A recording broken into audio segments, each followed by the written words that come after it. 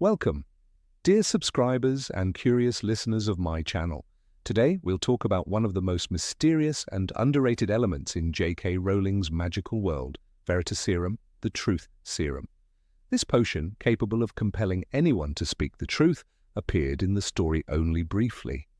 And yet, it held immense narrative potential. And every time it was not used, it left behind a gaping plot hole. Let's break down the moments where this serum could have changed everything. Number 1. The reformed Death Eaters. After Voldemort's fall, some Death Eaters, like Bellatrix Lestrange, ended up in Azkaban. Others, like Lucius Malfoy, escaped punishment by claiming they had acted under the Imperious Curse. The Ministry accepted their word without real scrutiny, even though they had all the tools to investigate thoroughly. Why wasn't Veritaserum used to expose the liars? Especially considering that many of those cleared individuals later returned to serve the Dark Lord. Using the Truth Serum at this point might have prevented countless tragedies. Number 2. Gilderoy Lockhart. The Fraud. Lockhart was living proof that glamour and lies can overshadow reason. His books sold in the millions, but none of the heroic deeds were his. He had stolen them from others and wiped their memories, and yet despite his glaring incompetence, no one at Hogwarts thought to test him with Veritaserum. Why? A few drops of the serum would have exposed him at the very start of the school year. The worst part isn't even that Harry and Ron suffered. What about the older students preparing for exams only to be taught fairy tales by a fraud? Number 3. Hagrid's innocence.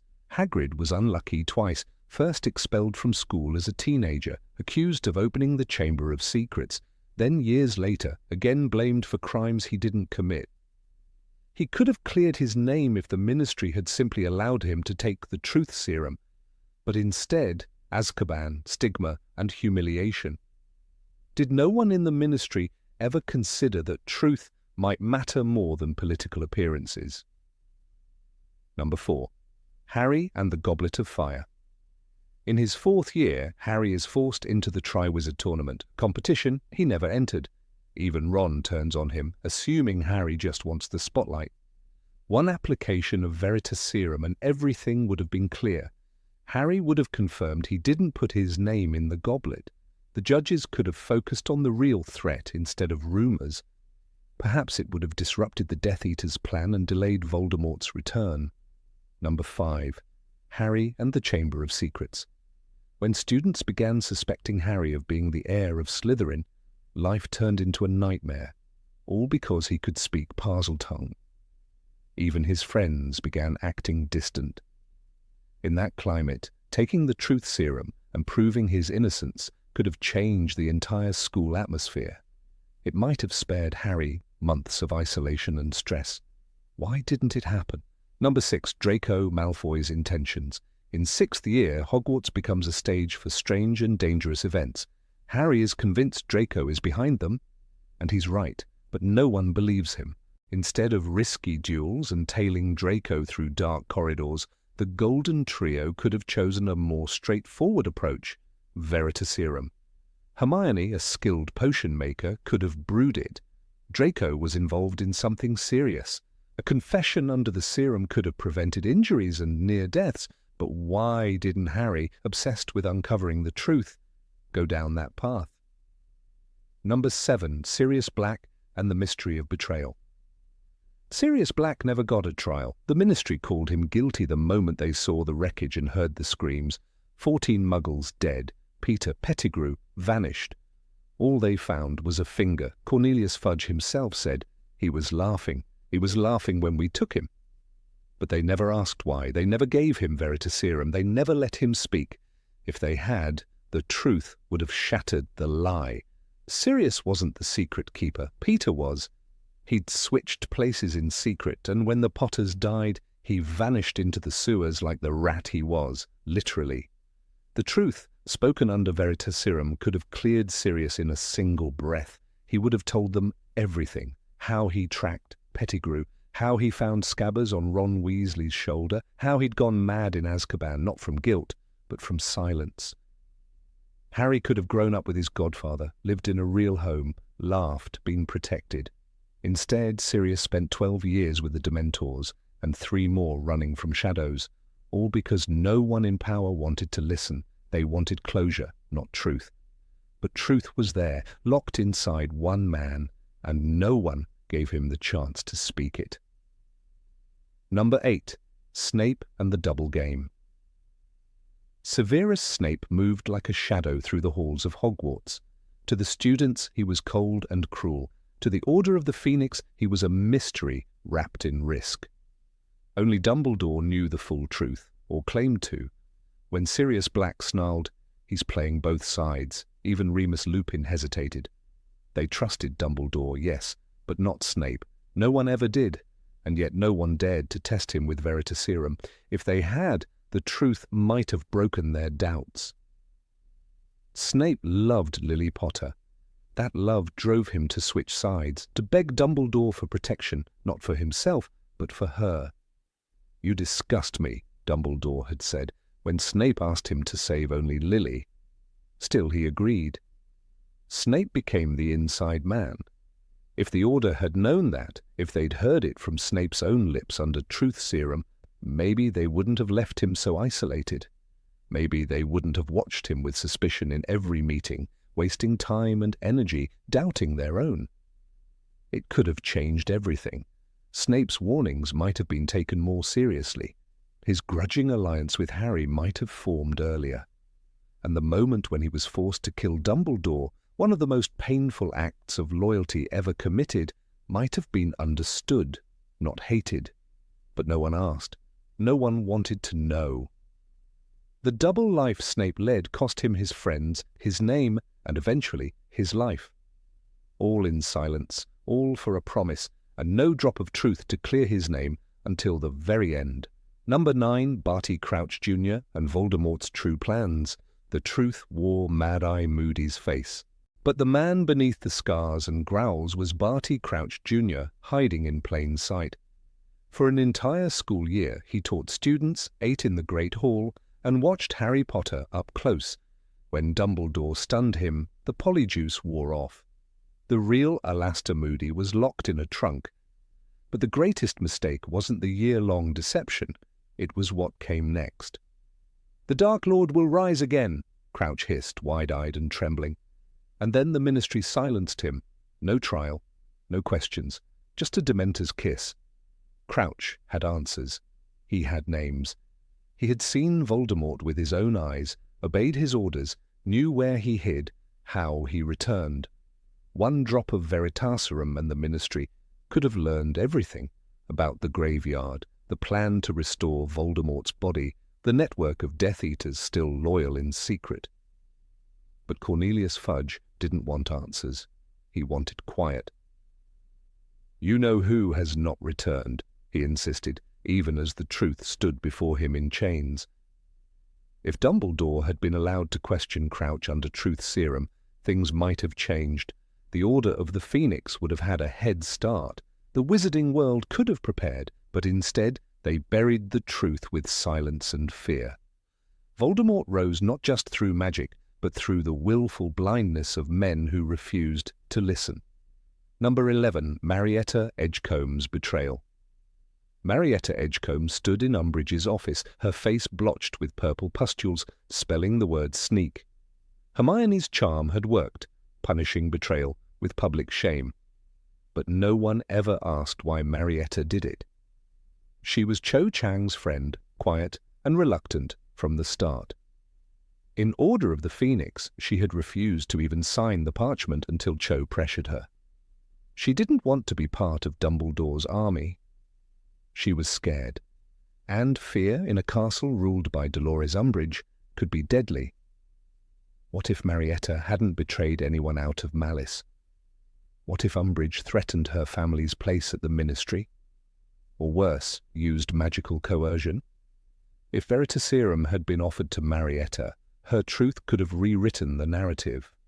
The DA might have been seen as a desperate defense against tyranny rather than a band of teenage rebels.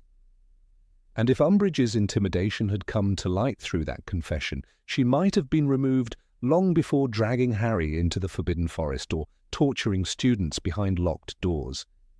Instead, Marietta became a scapegoat, a face of betrayal. The full story was never told, and maybe that's what Veritaserum could have changed, not just what people did, but how the world judged them.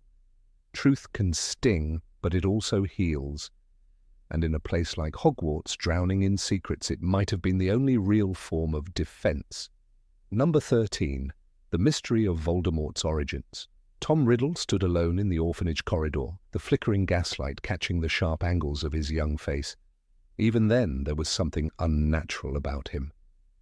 Mrs. Cole, the matron, told Dumbledore, "He scares the other children. He does things." And yet, when Albus Dumbledore visited that day, he saw a brilliant, gifted boy, one already flirting with cruelty. What if he had looked deeper? What if, instead of offering a place at Hogwarts, Dumbledore had given him a drop of Veritaserum? Could Tom Riddle have spoken the truth he was already hiding? At Hogwarts, Tom excelled. He charmed professors, gathered loyal followers, and fooled nearly everyone. But Dumbledore watched. He later admitted, "I knew from the moment I met him that he was dangerous." Still, no action was taken. When Riddle sought forbidden knowledge, when he questioned Professor Slughorn about Horcruxes, he was already plotting immortality. "And you do understand, I think, how Horcruxes work?" Riddle had asked, calm and smiling. What if Slughorn, shaken, had told Dumbledore everything? What if the truth had been forced from the boy under Veritaserum, revealing his obsession with murder? The Ministry, too, had its chances. When Tom Riddle returned years later asking for the defense against the dark arts job, Dumbledore refused him. But the Ministry didn't even question his activities. By then, Riddle was Voldemort in all but name. He had created Horcruxes, murdered his father, and disappeared from the records. If the Ministry had acted while he was still traceable, while he still had a name and a face, they might have saved dozens, maybe even spared Lily and James Potter. Number 14. The accusations against Hermione. Dolores Umbridge paced the halls of Hogwarts with a clipboard and a smile as poisonous as her tea. She saw rebellion in every whisper, every glance, every student who dared to question authority. And none annoyed her more than Hermione Granger, bright, defiant, and dangerously clever. "You are forming an illegal organization," Umbridge accused, her toad-like voice rising with manufactured outrage. Hermione didn't deny it. She stood her ground, but the truth behind Dumbledore's army went far deeper than Umbridge ever understood. Hermione hadn't formed the group out of spite. She had watched students being denied real defense against the dark arts lessons. She knew the danger outside the castle walls. The DA was survival, not sedition. If she had chosen right then to take Veritaserum openly in front of teachers and students, she could have shattered Umbridge's lies. "We only wanted to learn how to protect ourselves," Hermione could have said. Under Truth Serum, it would be undeniable, and even the High Inquisitor would have struggled to spin that. It wasn't just about proving her own innocence, it was about protecting the others, Neville, Luna, Ginny. Even Harry, who had become the Ministry's favourite scapegoat. When Umbridge dragged students into her office for discipline, they trembled.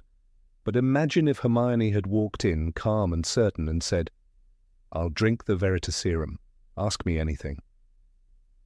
Even Fudge would have had to take notice. The Ministry's claim that Dumbledore's army was a weapon of rebellion would have crumbled in front of them all. But Hermione didn't take that path. Maybe she knew the truth was never enough for people like Umbridge. Maybe she understood that fear, not reason, ruled the Ministry. Or maybe she knew that real strength wasn't in proving your innocence, it was in never letting them see you afraid. Still, one drop of truth could have exposed the whole rotten system, and in a school ruled by lies, that would have been the most powerful spell of all. Number 15, behind the scenes of the Triwizard Tournament. The hall fell silent when the goblet flared blue. A second name, Harry Potter. Dumbledore's voice trembled with disbelief as he read it aloud, but there was no mistake. The goblet had spoken. Still no one asked the right question. How? Barty Crouch Sr., one of the tournament judges, looked pale and rigid, his eyes fixed somewhere far beyond the great hall. Not once did anyone think to test him with Veritaserum.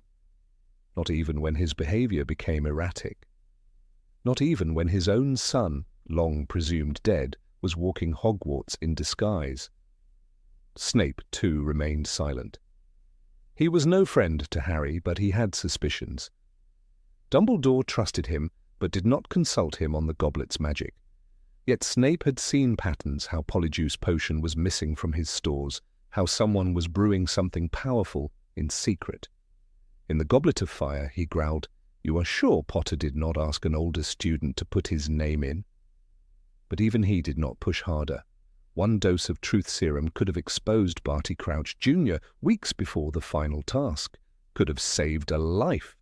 Cedric Diggory didn't need to die. He was the brightest of Hufflepuff, brave and fair. In that final moment in the graveyard, Voldemort dismissed him with a simple, cold order: kill the spare. But it wasn't just Voldemort who killed Cedric. It was also the silence of the judges, the blindness of the ministry, the failure to uncover the trap before it was too late. If Crouch Sr. had been forced to speak, if even one judge had been questioned under Veritaserum, the truth might have burned through the lies. Instead, a boy died, a Dark Lord returned, and all because no one dared to ask the hardest question when it mattered most. What if the goblet had been rigged? What if someone among them was not who they claimed to be? The answers were there, behind friendly faces and silent lips, but no one looked for them. No one asked. Number 16. Pettigrew's Transformation.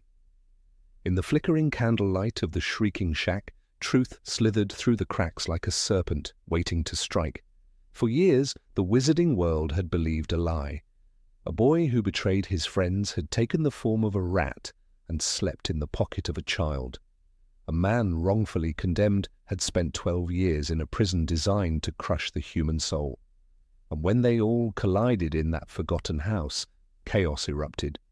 And with it, the unraveling of one of the most devastating betrayals in magical history. Peter Pettigrew, once a marauder, once a friend, once a man, had become little more than a shadow, both literally and metaphorically. Disguised as Scabbers, the pet rat of Ronald Weasley, he lived for over a decade under the noses of the very people who hated him most. It was in The Prisoner of Azkaban that the veil was finally lifted. But what if, instead of shouting accusations, wand duels, and trembling confessions, someone had simply uncorked a vial of Veritaserum? The scene was perfect for it. One boy, Harry Potter, stood between his past and his future. Two professors, Remus Lupin, a werewolf whose secret was hanging by a thread, and Severus Snape, a man consumed by grudges, clashed like thunderclouds. Sirius Black, the alleged mass murderer, stood wild-eyed and half-mad, desperate to speak his truth. And then there was the rat, writhing in Ron's hands, seconds away from revealing that he was no ordinary pet. Everything was teetering on the edge. And in a world where truth can be bottled, forced down a throat, and exposed in a matter of moments, the absence of Veritaserum felt almost like fate's cruel joke. How many lives could have been spared pain if just one of the adults present had used the potion of honesty? Peter Pettigrew was no simple traitor.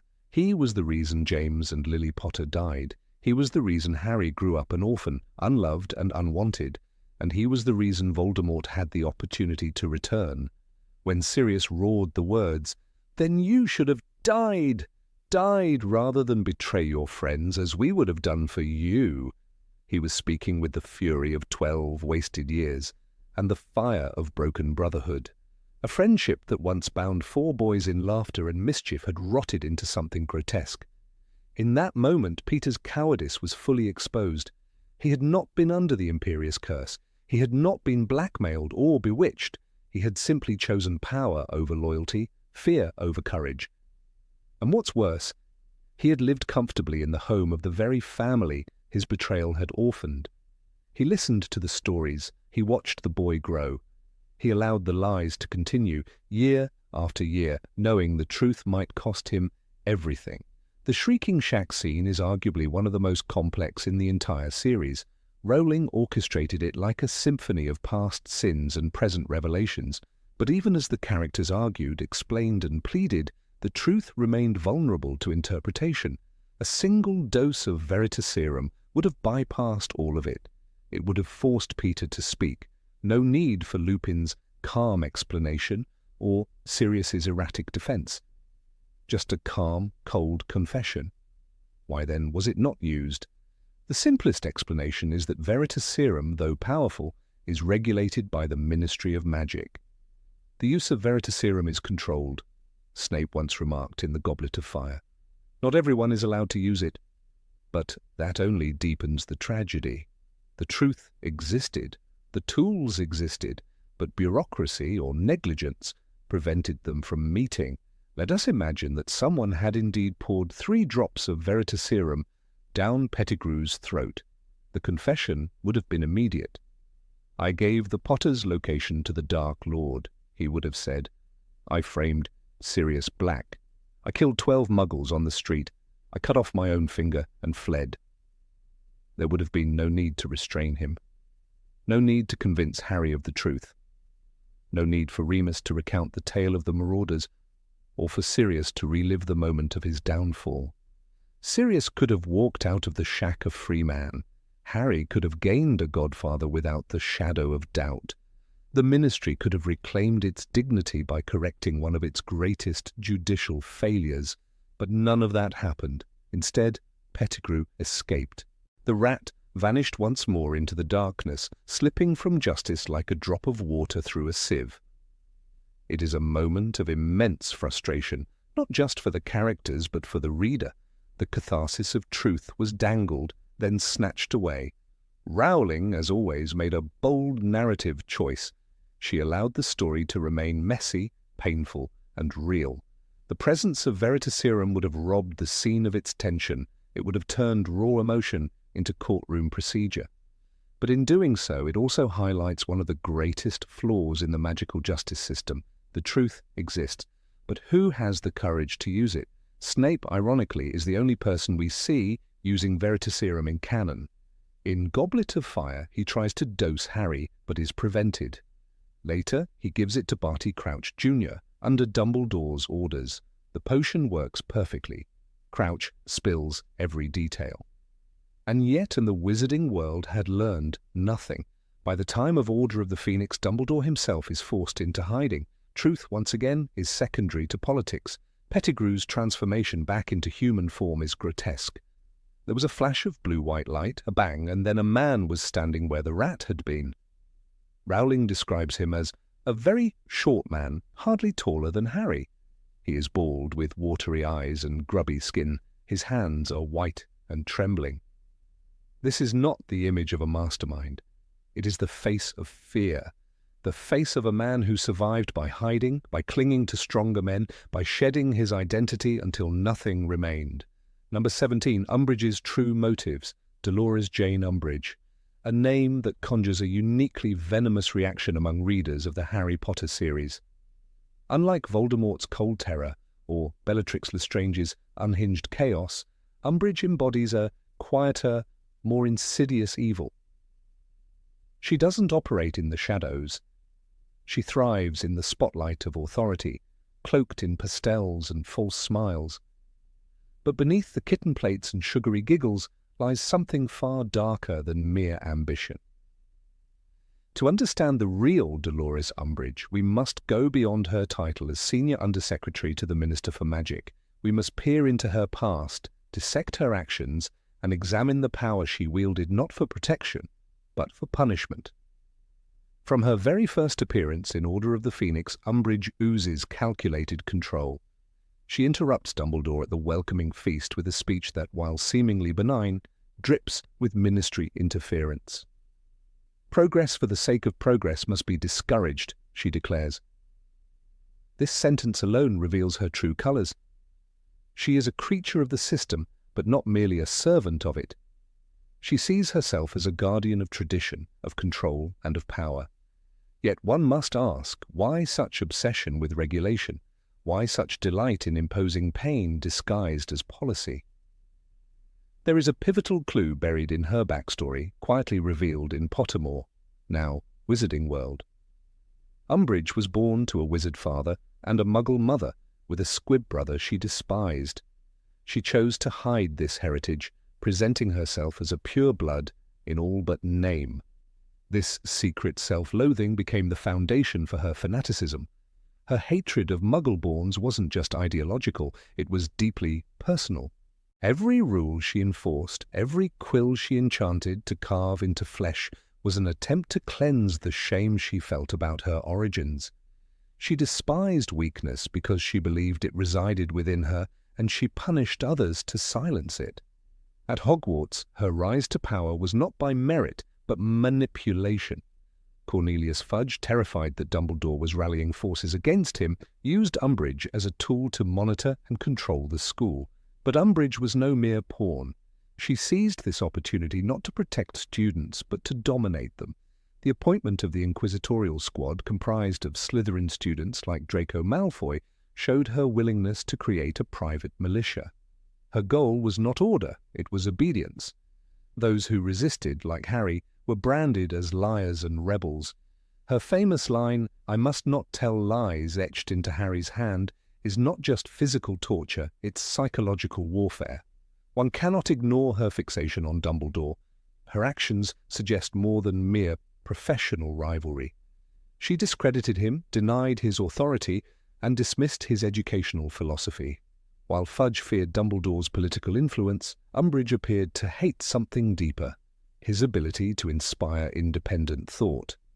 Dumbledore encouraged students to think for themselves, to question authority, to be brave in the face of injustice. Umbridge, in contrast, demanded silent submission. It is likely she saw in Dumbledore the antithesis of everything she stood for. His power came from trust and respect. Hers came from fear. But what if her motives were more than ideological? There are subtle implications that Umbridge may have known more about Fudge's secret dealings than she let on. Consider her swift appointment as Hogwarts High Inquisitor, a new position created seemingly overnight. Such a post suggests prior planning, not a reactive measure. If so, Umbridge was not merely following orders, she was part of the inner circle, aware of Fudge's desperation and perhaps even blackmailing her way into greater power.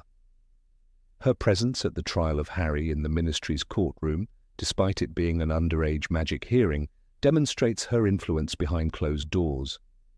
She was not merely an enforcer of the regime. She was the regime. The truth serum, Veritaserum, might have exposed her hidden intentions, but she was careful, always just within the bounds of legality. Like many tyrants, her cruelty was bureaucratically cloaked. She passed decrees, she wrote laws, she punished within the boundaries of protocol. Even her cruelty with the blood quill, while appalling, existed in a grey area where no specific rule forbade it. "You applied for permission to use corporeal punishment?" McGonagall asked sharply. "Oh, no," Umbridge replied with a sugary smile. "But then, I don't believe I need permission." This chilling response captures her philosophy. If no one stops her, she assumes she is right. And no one stopped her. The other teachers resisted in quiet ways, but they could not openly oppose her. She dismantled the curriculum, censored textbooks, and silenced dissenting voices. Her insistence on theoretical knowledge was not an educational strategy, but a tactical maneuver to disarm the next generation. A student trained to question nothing is a student prepared to obey everything. This is not incompetence, this is methodical authoritarianism. Consider also her treatment of creatures she deemed inferior. When centaurs captured her in the Forbidden Forest, she was genuinely shocked that they resisted her commands.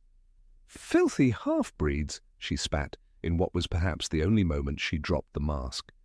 Her bigotry extended beyond blood status. It encompassed any being who did not fall neatly into her worldview.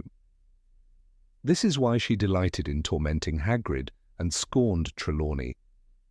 It wasn't about performance, it was about control. She needed to own every corner of the institution. Her wardrobe was a weapon too. The pink cardigans, the kitten brooches, the dainty teacups, they weren't expressions of femininity. They were shields, distractions, camouflage. In the world of magic, appearances are everything. By dressing like a sweet aunt, Umbridge disarmed suspicion, but there's something terrifying in how she never broke character, even while sentencing students to torture. It wasn't duality, it was fusion. She truly believed cruelty could be civil, even elegant. Number 18, The Trial of Buckbeak. The sun shone dimly over the Hogwarts grounds the morning after the fateful care of magical creatures' lesson. Buckbeak, the proud hippogriff, stood tethered near Hagrid's hut, his silver feathers dulled by stress, his eyes shifting warily with each sound of crunching leaves or whispers of wind. Just hours earlier, the creature had soared above the paddock in elegance, earning applause from students who dared meet his majestic stare. But all it took was one encounter, one moment of human arrogance, to turn admiration into accusation. Draco Malfoy, the son of Lucius Malfoy, and a Slytherin with a talent for melodrama, had stepped forward during Hagrid's class with his usual mix of smugness and disdain. Despite Hagrid's clear instructions on bowing to a hippogriff as a sign of respect, Draco had sauntered forward, scoffing at the formality, treating Buckbeak not as a magical creature worthy of reverence but as a lesser beast beneath him. The hippogriff, insulted and proud, reacted as its instincts demanded, a light swipe, a warning, a scratch. Yet Draco fell back, clutching his arm as if mortally wounded. He tried to kill me, Draco would later proclaim to anyone who'd listen. The wound, minor and easily treated in the hospital wing, became the centerpiece of his tale of near death. He limped for weeks despite Madame Pomfrey's confirmation that the injury had healed. It was not pain that drove him, but performance. Draco knew his influence. More importantly, he knew his father's. Lucius Malfoy wasted no time. With the calculated speed of a man used to pulling strings, he filed a formal complaint to the Committee for the Disposal of Dangerous Creatures. The accusation: Buckbeak had attacked a student unprovoked. The punishment proposed: execution. The farce had begun. The wizarding world, for all its enchantment, has a curious relationship with justice. Trials often echo performances, their outcomes swayed by prestige rather than truth. The case of Buckbeak was no different. It mattered little that Hagrid had witnesses. It mattered less that Harry, Ron, Hermione, and a dozen other students could attest to Malfoy's arrogance and deliberate provocation. The committee cared for spectacle, for politics, and above all, for placating powerful wizards like Lucius Malfoy. But what if there had been a different path? What if truth had been invited into the room not as a silent observer, but as a mandatory guest? The wizarding world possesses a potent magical tool, Veritas Serum. A few drops of this truth serum can extract honesty with surgical precision. Its use in trials, however, is curiously rare. Some argue it can be resisted with strong will or occlumency. Others claim its ethical implications are too murky.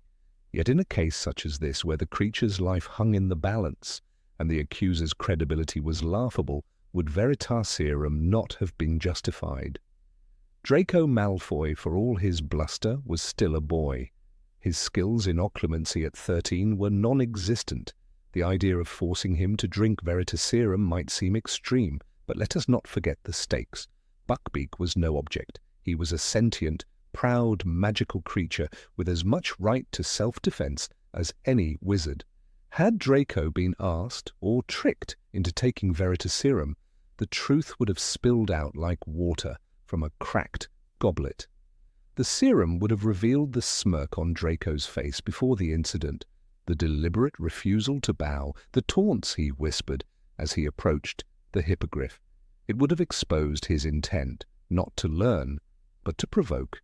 With the truth laid bare, even the most conservative members of the committee would have struggled to uphold the sentence. Buckbeak moved too fast for Malfoy to get out of the way, Hermione had said. But that moment could have been clarified, supported, and sealed under Veritas Serum. Malfoy would have been forced to admit that he had disrespected the creature, that he had ignored warnings, that he had sought attention more than knowledge. One cannot ignore how this trial reflects deeper flaws in the ministry's structure. Magical creatures are often treated as inferior, dangerous, unless proven otherwise. The presumption of guilt falls on them, while wizards are offered every benefit of the doubt. Buckbeak's case was not isolated but symbolic. For every Buckbeak, how many creatures have been silenced by a wand stroke because their truth could not outshine a wizard's lie?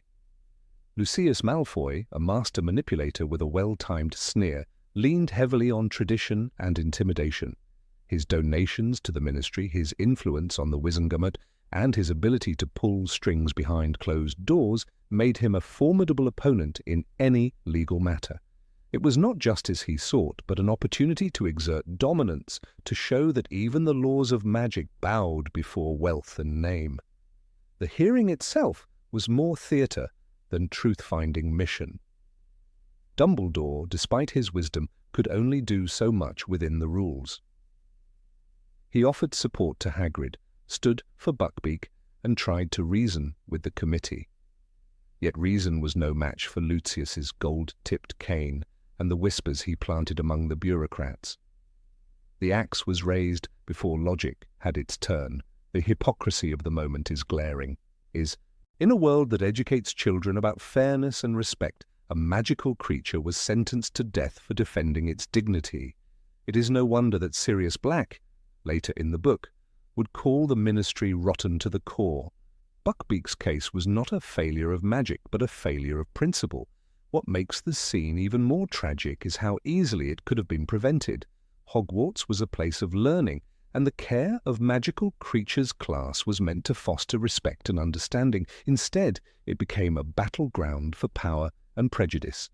Hagrid, heartbroken and ashamed, took the blame upon himself. "It was me own fault," he wept to Harry and Hermione, but it wasn't. The fault lay in a system that protected liars and punished honesty. Number 19. The Secret of Rita Skeeter. Rita Skeeter was never a name whispered with affection within the walls of Hogwarts. Her presence, even when not physically seen, seemed to slither through the corridors of power like a snake in velvet. Known across the wizarding world for her poisonous prose and scandalous exposés, she built her career not on integrity or facts, but on manipulation, fear, and the artful craft of half-truths. Her quill, enchanted to scribble with acid, often struck those least prepared to defend themselves. But the true mystery of Rita Skeeter lies not merely in her published works, but in the shadows she occupied to gather her infamous scoops. Few remember that in Harry Potter and the Goblet of Fire, Rita's access to information bordered on the supernatural. She appeared in unlikely places, always knew more than she should, and reported conversations that took place behind closed doors. While most chalked it up to her tenacity, Hermione Granger saw through the facade. Hermione, whose intellect was sharper than any quick quotes quill, deduced the unthinkable.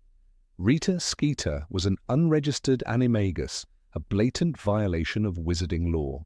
She transformed not into a mighty creature or noble beast, but into something far more insidious, a beetle, small enough to fit unnoticed on window ledges, desks, and even the bark of trees outside private meetings.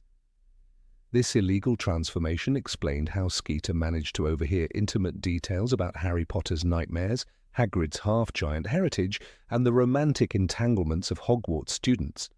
She had weaponized her form into the perfect tool for espionage. When Hermione finally captured her in a glass jar, there was no public outcry, no legal consequence. Instead, Hermione chose a quiet resolution, blackmailing Rita into a year-long silence.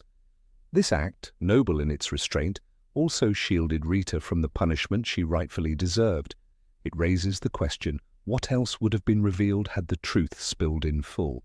One cannot ignore the implications of her being unregistered. The Animagus Registry exists for a reason.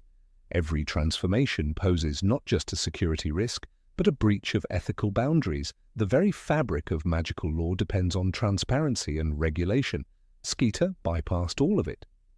"She's not on the register of animagi," Hermione had said in Goblet of Fire, her voice steely.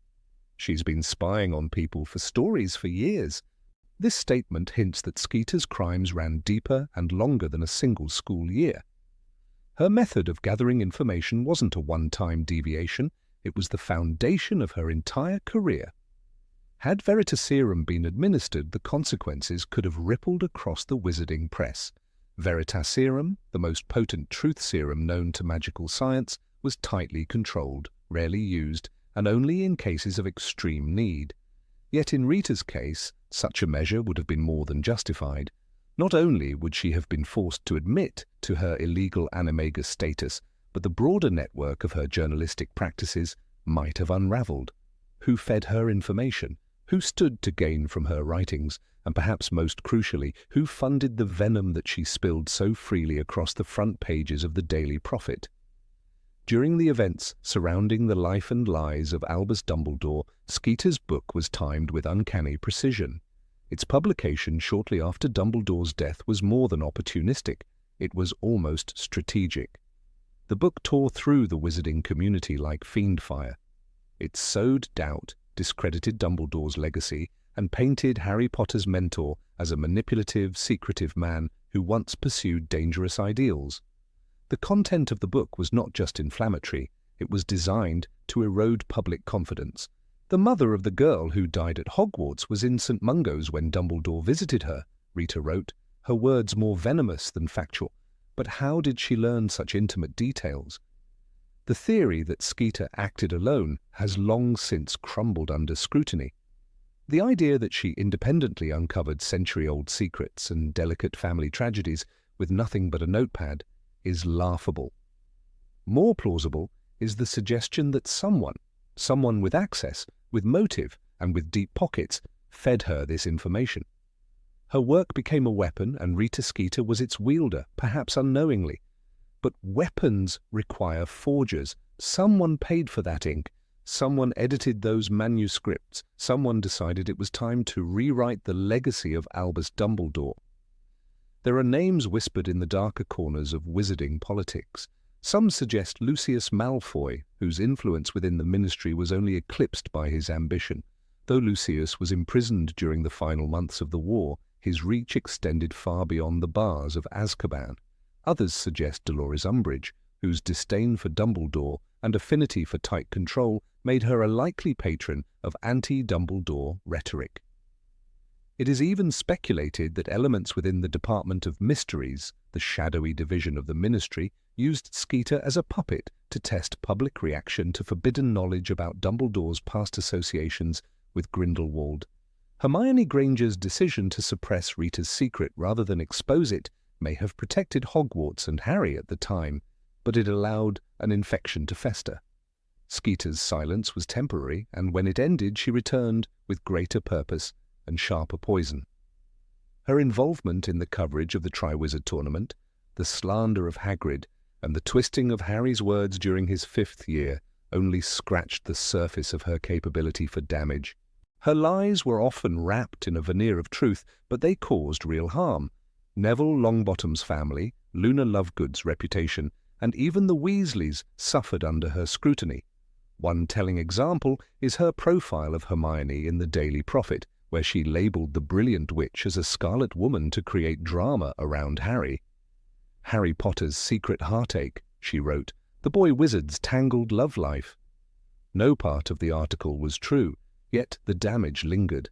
Hermione was harassed with hate mail, including one letter filled with bubo-tuber pus. It was psychological warfare masquerading as gossip, and Skeeter knew exactly what she was doing. Her articles weren't just stories, they were calculated attacks. Skeeter's disregard for ethics extended to her sources.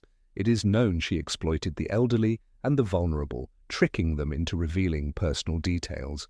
Bathilda Bagshot, the revered historian, was visited by Skeeter under the pretense of a friendly chat.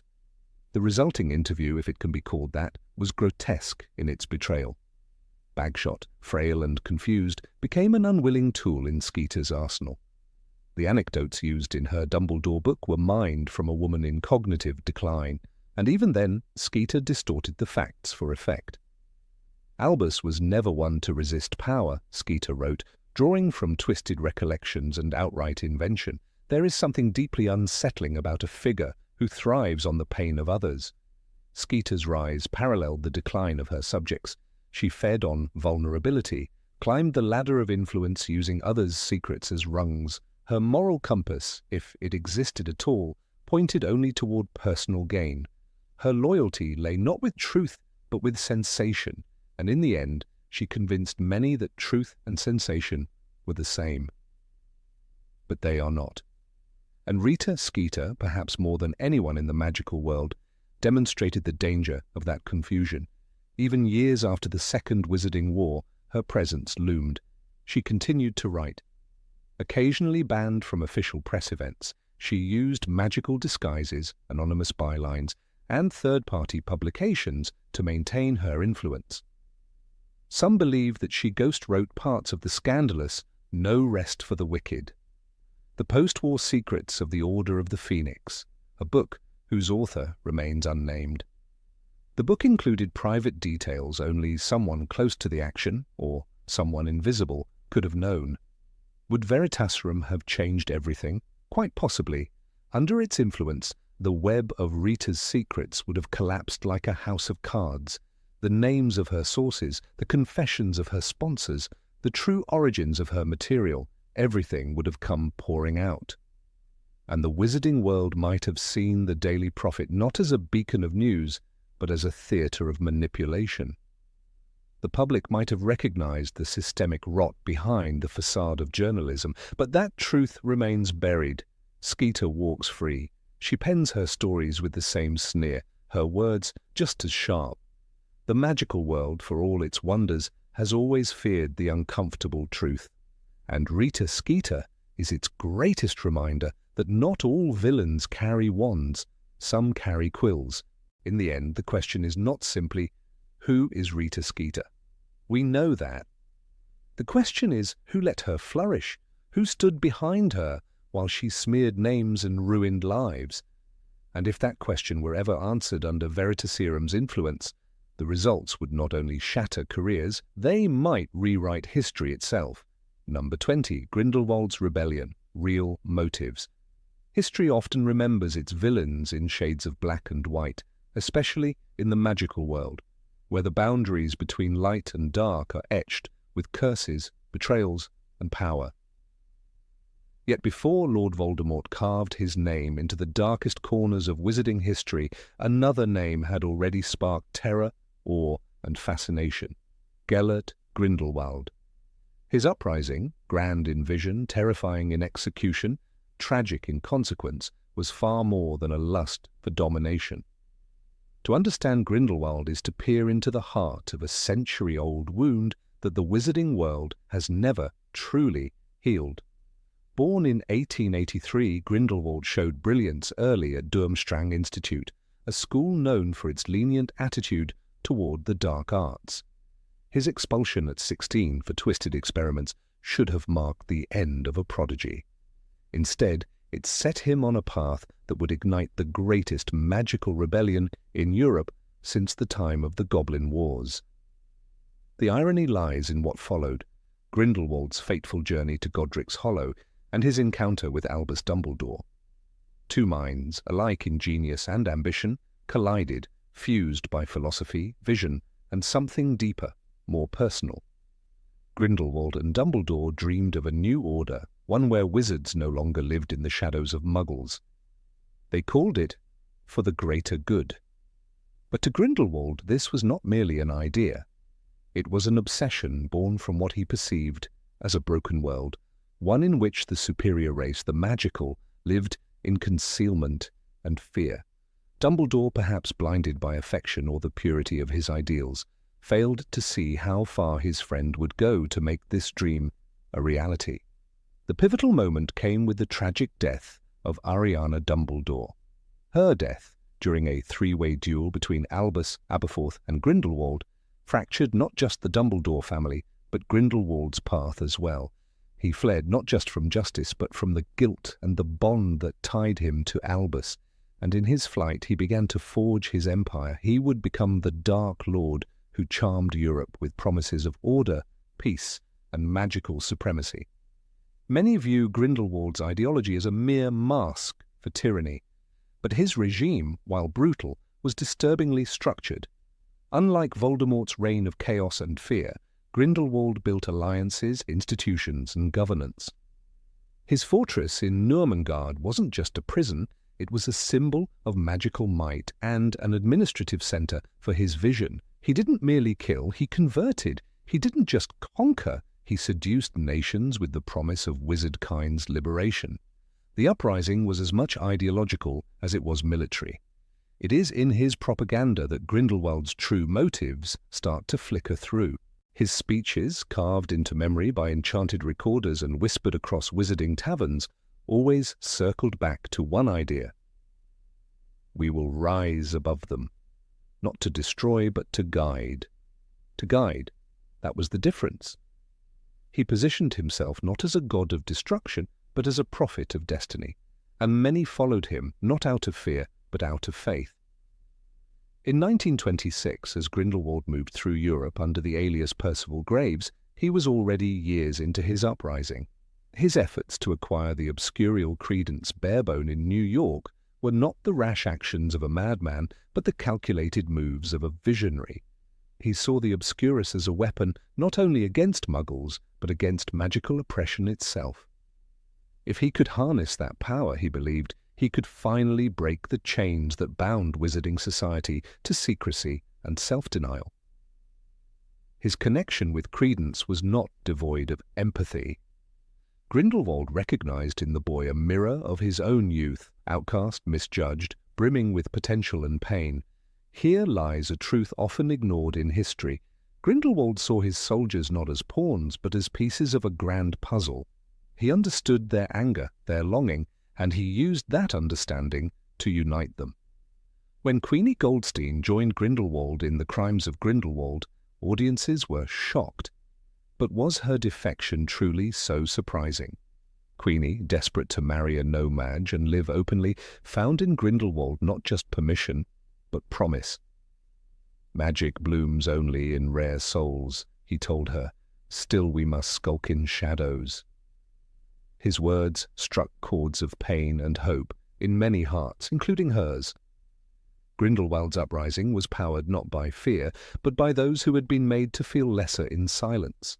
Grindelwald's pursuit of the Deathly Hallows was another misunderstood aspect of his uprising. Yes, he desired the Elder Wand, but not as a trophy of war.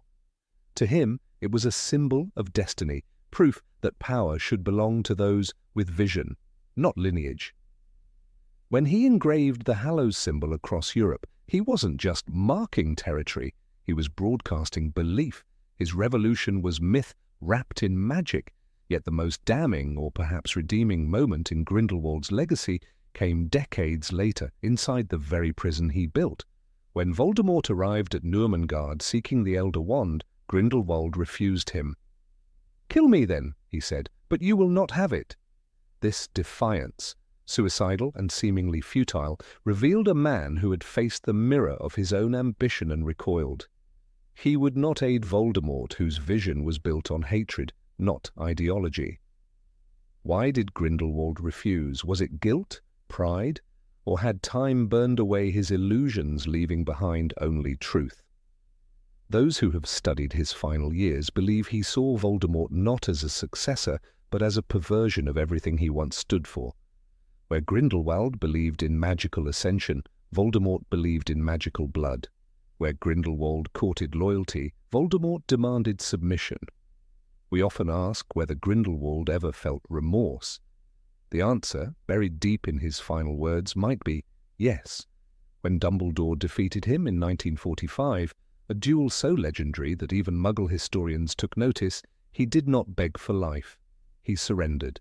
And perhaps it wasn't fear that stilled his wand, but recognition that in his fall he had granted the world a second chance.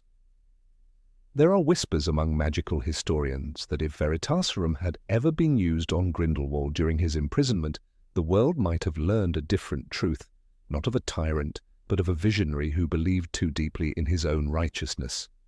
What if his motive had been liberation, not conquest?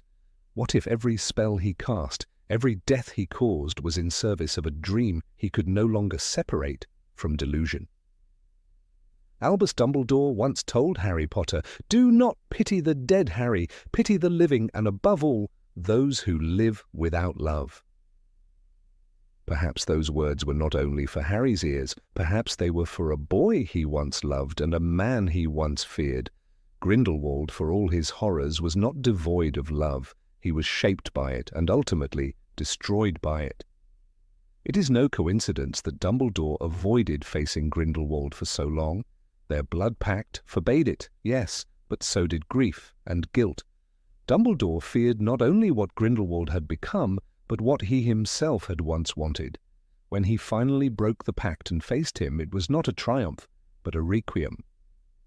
In many ways, Grindelwald's legacy lingers more profoundly than Voldemort's. Voldemort was evil incarnate, but Grindelwald was a mirror. He showed us what happens when brilliance and belief are left unchecked by compassion, when ideology eclipses humanity. His followers weren't Death Eaters cloaked in terror. They were dreamers who believed they could shape a better world through fire. And that is what makes Grindelwald terrifying. Not the spells, not the power, but the reason that still echoes in the darkest corners of magical thought. What if he was right? What if the world truly would be better if wizards ruled? In the corridors of the Department of Magical Law Enforcement, there is a sealed file marked GG. It contains interviews, memories, confiscated letters. It is said that in one of those letters Grindelwald wrote, "Perhaps history will see me as mad, but I was merely early." That is the danger of Grindelwald, not as a villain, but as a prophet who mistook his nightmare for vision. So when we speak of the first Dark Lord, we must speak not just in curses and chains, but in questions, in what-ifs, in could-have-beens, because Grindelwald was not a monster, he was a man, and sometimes that is far more dangerous. Number 21, the Gaunt family enigma. The Gaunt family name is spoken with a kind of reverent dread among magical historians, as though uttering it might summon ghosts from the deepest vaults of wizarding memory. Their story is not just one of decay and madness, but a tragedy steeped in bloodlines, obsession, and a legacy that culminated in the darkest sorcerer the world has ever known, Lord Voldemort. They were the last living descendants of Salazar Slytherin himself, and yet, by the time the world noticed them, they had become shadows, barely human, clinging to relics of the past, as if they could stop the rot spreading through their name. Marvolo Gaunt, patriarch of this dwindling line, lived with his two children, Morphin and Merope, in a crumbling shack hidden deep in Little Hangleton. His entire identity was defined by lineage. He wore his Slytherin ring with sickening pride, wielded a shattered locket with the reverence of a priest, and clung to his pure blood superiority as a drowning man clutches driftwood. But history was not kind to the Gaunts. What began as a symbol of purity and power decayed into a twisted family tree of violence, isolation, and madness. They spoke Parseltongue among themselves, as if to isolate their world even further from that of the ordinary wizarding community. Morphin Gaunt, the son, was as deranged as his father, if not more. Covered in grime, twitching with barely contained hatred, and prone to bursts of incoherent hissing, he viewed Muggles with a venomous contempt that bordered on psychosis. His magic, wild and untrained, often manifested in cruel acts, the most notable of which would have historical consequences. The use of Veritaserum on Morphin, had the Ministry ever dared to truly dig, might have unravelled the tangled tapestry of Voldemort's conception. For within Morphin lay the key to one of the darkest murders in magical history, the death of Tom Riddle Sr. According to Dumbledore's memory collection, it was under the influence of some unknown compulsion or deception that Morphin confessed to the murder of the Muggle Tom Riddle, along with his wife and child. But this confession was anything but voluntary or reliable. The truth, uncovered through Dumbledore's investigative brilliance, revealed that it was in fact young Tom Marvolo Riddle, still a student at Hogwarts, who had committed the triple murder. He had stolen Morphin's wand and memories, framing him for a crime that would be etched into magical and Muggle history alike. One wonders what might have happened if a dose of Veritaserum had been administered before the trial. Could the tragedy of Azkaban have been avoided for Morphin?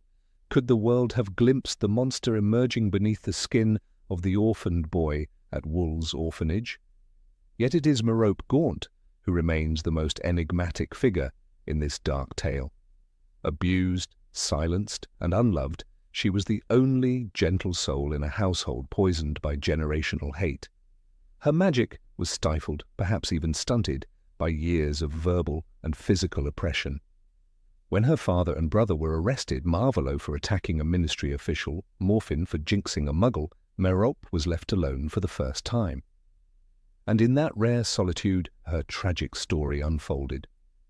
She fell in love with a muggle, the handsome Tom Riddle, who rode past her hovel daily on horseback, never noticing the girl behind the dusty window pane. Desperate and alone, Merope did the unthinkable. It is surely one of the most damning examples of obsession in the magical world, one scholar later wrote. Merope used magic, possibly a love potion, or worse, an imperious curse, to ensnare the affections of Tom Riddle.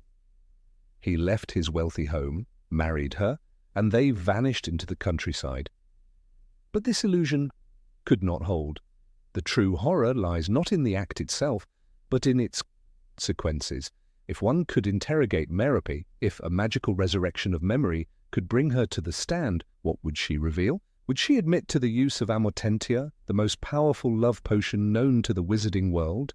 Or would she confess to something more sinister? The possibility that she enslaved Tom Riddle's will entirely is horrifying. It would cast Voldemort's conception in an even darker shadow, the child of magical coercion conceived in deceit, born of a loveless illusion. When the enchantment wore off, or when Merope, believing Tom had truly come to love her, stopped dosing him, the muggle fled. He abandoned her without a word, Dumbledore surmised, and she was left, penniless and pregnant, in a world that had never shown her kindness. It is almost poetic and terribly sad that she sold Slytherin's locket for a pittance at Borgin and Burke's just to survive. That artifact, once a symbol of ancient power, was reduced to a meal ticket. She gave birth to her child, Tom Marvolo Riddle, in a squalid orphanage and died shortly after. Her heart, it seemed, had finally broken. But the legacy she left behind was monumental. Her son, raised without love, identity, or guidance, grew up not just unloved, but incapable of love. The blood of Slytherin ran in his veins, but so too did the anguish of Merope, the madness of Morphin, and the pride of Marvolo. Voldemort was not born evil, but shaped in the crucible of trauma. His understanding of power, purity, and control was etched into him by the dysfunction of his bloodline. The Gaunts had isolated themselves so thoroughly, so obsessively, that they had become mythic caricatures of everything wrong with the pure-blood obsession. Their downfall was not caused by outside persecution, but by their own rot, a family as decayed as the house they lived in, as one historian remarked. Their obsession with lineage became their cage. They could not see that in trying to preserve power, they had destroyed everything that made it worth having. Even the physical remains of their legacy were tainted. The ring Marvolo wore, passed down through generations, was not just a relic, but a Horcrux, imbued with Voldemort's fractured soul and laced with a deadly curse. It would eventually maim Dumbledore himself. The locket too became a Horcrux, hidden in dark corners, poisoning minds and corrupting hearts. Objects once revered became tools of destruction. And what of justice? The Ministry, blind as ever to nuance, threw Morphin into Azkaban without properly investigating his confession. They saw a madman and presumed guilt. They saw a poor family and presumed worthlessness. No one stopped to ask why a pure-blood heir would murder muggles without motive. No one thought to verify the confession with Veritaserum or explore his pensive memories. Justice was not served, it was buried. Had Merope lived, she might have told a different story. She might have explained why she stopped using the potion. She might have spoken of fear or guilt or even a fleeting hope that love could survive without enchantment. She might have named the exact date Tom Riddle left her, giving historians a timestamp for the emotional fracture that birthed Voldemort. Her silence became a void into which the darkest theories poured. Dumbledore's retrieval of Morphin's memories remains one of the most chilling sequences in the entire saga. In those swirling silver strands, we see the young Tom Riddle, calm and cold, confronting his uncle, stealing his wand, and wiping his memories with surgical precision. It is a crime so premeditated, so devoid of emotion, that it casts everything that came after in a new, terrifying light. "The soul is split by murder," Dumbledore once said. But perhaps it was already fractured, cracked by a childhood steeped in abandonment and a heritage saturated in hate.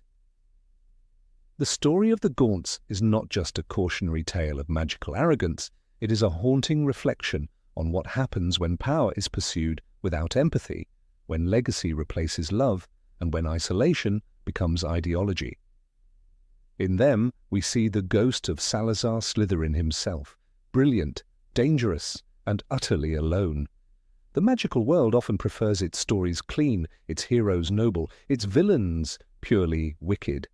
But the Gaunts muddy these waters. They were victims as much as perpetrators, cursed by blood and belief. The ruins of their house still stand in Little Hangleton, overgrown and forgotten.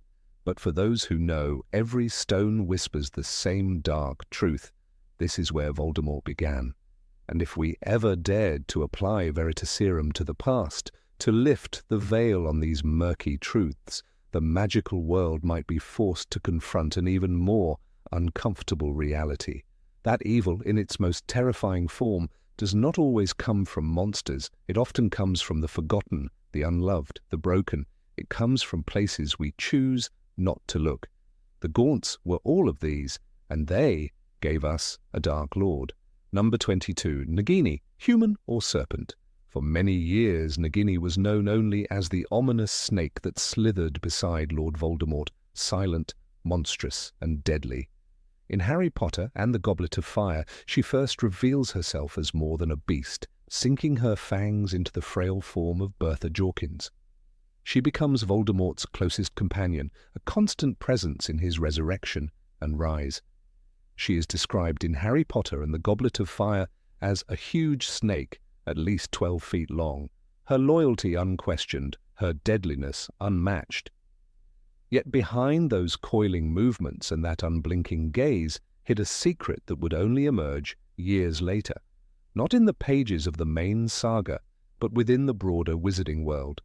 In Fantastic Beasts: The Crimes of Grindelwald, fans were introduced to a startling revelation. Nagini was once human, not merely an animagus or a magical creature, but a woman afflicted with the rare and tragic condition known as maledictus, a blood curse passed from mother to daughter. This curse condemned her to transform into a snake more frequently over time, until the transformation would become permanent. She had a name, a face, and a voice before she lost it all. The moment she steps onto the stage of the Circus Arcanus, performing under the cruel lights, she ceases to be just a monster. She becomes a victim. This revelation shattered the perception that she was simply an extension of Voldemort's will. It begged deeper questions. Did she choose her fate? Did she willingly serve the Dark Lord? Or was she, like so many others in the saga, a pawn in a war far beyond her control?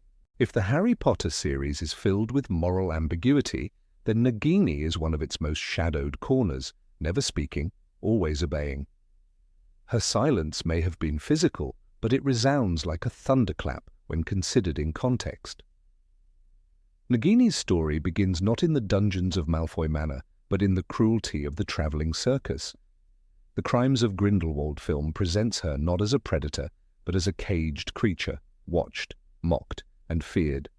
Her transformation into a snake during performances is treated as a spectacle, as though her suffering is entertainment. It's here she meets Credence Barebone, another lost soul, manipulated by forces far greater than himself. The connection between them is immediate and sincere. They are both outcasts, both cursed, both desperate to find a place in a world that rejected them. But somewhere along her path, Nagini's destiny took a darker turn. Credence vanishes into obscurity, while Nagini vanishes from the public eye entirely, only to reappear years later at Voldemort's side. No explanation is offered. No bridge is shown between her time as a woman and her time as a Horcrux guardian. That gap in the narrative is where the mystery lives. Why did she follow him? What happened to her soul? Voldemort was no ordinary master. He did not keep pets. He used tools. Every creature that served him was bound in one way or another. The werewolf Fenrir Greyback by bloodlust, Peter Pettigrew by guilt and cowardice, Bellatrix Lestrange by fanatic devotion. What bound Nagini? Her role extended beyond that of companion. She murdered on command, guarded secrets, and ultimately became one of his Horcruxes. To do that, Voldemort had to commit murder in her presence and place part of his soul inside her. It was an act that required intention, ritual, and a deep bond. He seemed to be keeping her particularly close, Dumbledore notes in Harry Potter and the Half-Blood Prince. Why? Some have speculated that she was under the Imperious curse, her mind enslaved. But the way she moves, the way she acts, doesn't reflect the dazed obedience often seen in others under that spell. Nagini displays independent thought when she lures Arthur Weasley into the Department of Mysteries, when she strikes without direct command. Voldemort even refers to her affectionately, whispering to her and protecting her with enchantments. Nagini, my pet, he calls her in Harry Potter and the Goblet of Fire, his tone softer than he ever uses with humans. Yet that affection is a disturbing illusion. In truth, Voldemort saw nothing as equal. Even his most loyal followers were expendable. The love he offered was hollow. For him, Nagini was useful. She was powerful, lethal, and trusted. She could hide secrets, like when she concealed herself inside Bathilda Bagshot's corpse, and she could defend his very soul. Her transformation into a Horcrux sealed her fate. If there had been a trace of Nagini's humanity left, that final act would have annihilated it. But can we really say she had no agency? The blood curse may have forced her body to change, but what of her mind? Was she a prisoner of her condition, or did she embrace it? Some cursed individuals, Remus Lupin for example, struggled constantly to preserve their humanity. Nagini's path seems different. There is no evidence that she ever resisted Voldemort, no hint of rebellion. Even in death, her eyes betray no regret. Still the question lingers. Could someone have saved her? Had someone brewed Veritaserum and asked her the truth? What would she say? Was she driven by fear, afraid that if she left Voldemort she would be hunted, exposed, destroyed? Or was it the twisted loyalty of one who had found a strange form of belonging? In Voldemort's world, power was everything. Perhaps she clung to him not because she loved him, but because in his presence she was feared, respected, not a freak in a cage. Consider the symbolism, a woman doomed to lose her voice, then bound to serve the darkest wizard in history. Her curse made her silent, and Voldemort made her invisible. No one asked about her motives, no one wondered why she remained. It was easier to see her as a beast, easier to accept that a snake could be evil. But Nagini's tragedy is that she was not always a snake. She was a woman with thoughts, fears, and possibly dreams that died long before her body did. In this sense, Nagini is not a villain but a casualty. Her fate mirrors those of so many characters who lose their way. Barty Crouch Jr. was brilliant, but broken by his father. Draco Malfoy wavered between cowardice and conscience. Regulus Black redeemed himself at the last. But Nagini, she remains unresolved. Her story was cut off. No redemption, no closure. She became part of the machinery of Voldemort's reign, and when he fell, so did she. Her death at the hands of Neville Longbottom in Harry Potter and the Deathly Hallows was necessary. She was the final Horcrux, the last barrier between Voldemort and mortality. Neville's strike is described as sudden, a flash of steel and fury. The slash of the sword was sudden and final, Rowling writes. But is it truly final? Or does it leave behind a residue of sorrow, of unanswered questions? Nagini's presence challenges our understanding of good and evil within the wizarding world. Was she a monster because of what she did, or because of what was done to her? The books often ask us to look deeper, to question appearances. In Harry Potter and the Prisoner of Azkaban, we learn that the feared murderer Sirius Black is innocent. In Harry Potter and the Order of the Phoenix, we see the Ministry lie and manipulate. Could it be that Nagini, too, was misunderstood? Imagine her not as a serpent coiled in the shadows, but as a woman once named Nagini, performing against her will in a circus, fearing the day she would never speak again. Imagine the slow horror of transformation, the loss of fingers, voice, face, memory. Then imagine that someone like Voldemort offered her a place, not kindness, not safety, but power. It is the classic seduction of evil, to exploit the broken and offer them dominion. In the end, we are left only with fragments. Nagini's voice was never heard. Her choices were never explained. Her soul, once human, became a vessel for another's darkness. And as readers, we are left to interpret her legacy. Was she a woman imprisoned by fate, or a creature who embraced her role in the shadows? The line between victim and villain is often a thin one in J.K. Rowling's universe. Nagini's life, split between two bodies, two forms, and two identities, is one of the most enigmatic. Her presence in the books is mostly silent, but the questions she raises echo louder than any words.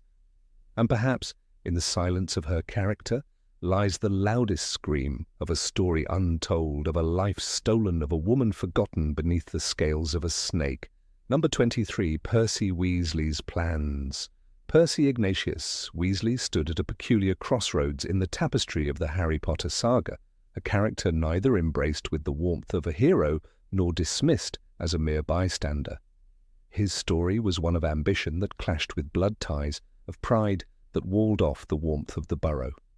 When he turned away from his family during the events of the fifth book, it was not merely a betrayal, it was a calculated decision that exposed the fragile threads of loyalty, fear, and identity. From his first appearance, Percy carved a distinct path for himself. Unlike Fred and George, who delighted in chaos, or Ron, who bore the middle child burdens, Percy was the golden achiever, head boy, rule follower, and ministry devotee. His pride in his prefect badge was near comical, yet it hinted at a deeper need to be recognized in a family where noise and talent came in abundance. In the Goblet of Fire, his admiration for Barty Crouch Sr. bordered on reverence. He defended Crouch even as evidence mounted of strange behavior. It wasn't just loyalty, it was belief in an ideal, the infallibility of the system. By the time of Order of the Phoenix, Percy's devotion had become dogmatic. He accepted the Ministry's narrative that Harry was lying, that Dumbledore was manipulating events, and that his family, his own blood, was naive. "I was forced to sever ties with my family," he declared in a letter to Ron. "It's nothing personal." But how could such cold words come from someone raised on molasses tarts and warm wool sweaters, someone who once laughed with Charlie over Quidditch scores and argued with Bill about Gringotts policies? What drove Percy's transformation? Some have speculated about magical influence, perhaps a subtle confundus charm or a more powerful spell cast by the Ministry to ensure obedience. Yet there's no textual evidence of enchantment. J.K. Rowling never implied that Percy was acting under anything but his own volition. And this, perhaps, is more chilling than any spell. Percy chose ambition over affection. He believed that the Ministry's authority was more trustworthy than his own family's truth. His behavior during the rise of Voldemort raises a critical question. Did Percy truly believe the Ministry's lies, or did he convince himself to avoid losing his position? Fear is a powerful motivator, particularly for those who have climbed too far to fall without injury. Percy had finally become something in his own right, junior assistant to the minister himself. The Weasleys were poor, and Percy had tasted power, recognition, and the clean-cut suits that came with government work. To admit that the Ministry was wrong would mean admitting that he had built his identity on sand. A telling moment lies not in what Percy says, but in what he avoids. He does not visit the burrow. He does not speak to Ginny, his youngest sibling. He refuses to answer Mrs. Weasley's tear-stained letters. These are not acts of ideological conviction. They are acts of a man who knows that to return would be to face the weight of shame. Shame that he has chosen strangers over kin. Shame that he put paper over people. But even in the coldness of Percy's self-imposed exile, a glimmer of internal struggle peeks through. In Harry Potter and the Half-Blood Prince, Percy appears at Christmas with Minister Scrimgeour. The visit is not familial, it is political. Percy keeps his distance, speaking in formal tones. Yet J.K. Rowling writes, Mrs. Weasley burst into tears and seized Percy in a hug while he stood there, awkward and unyielding.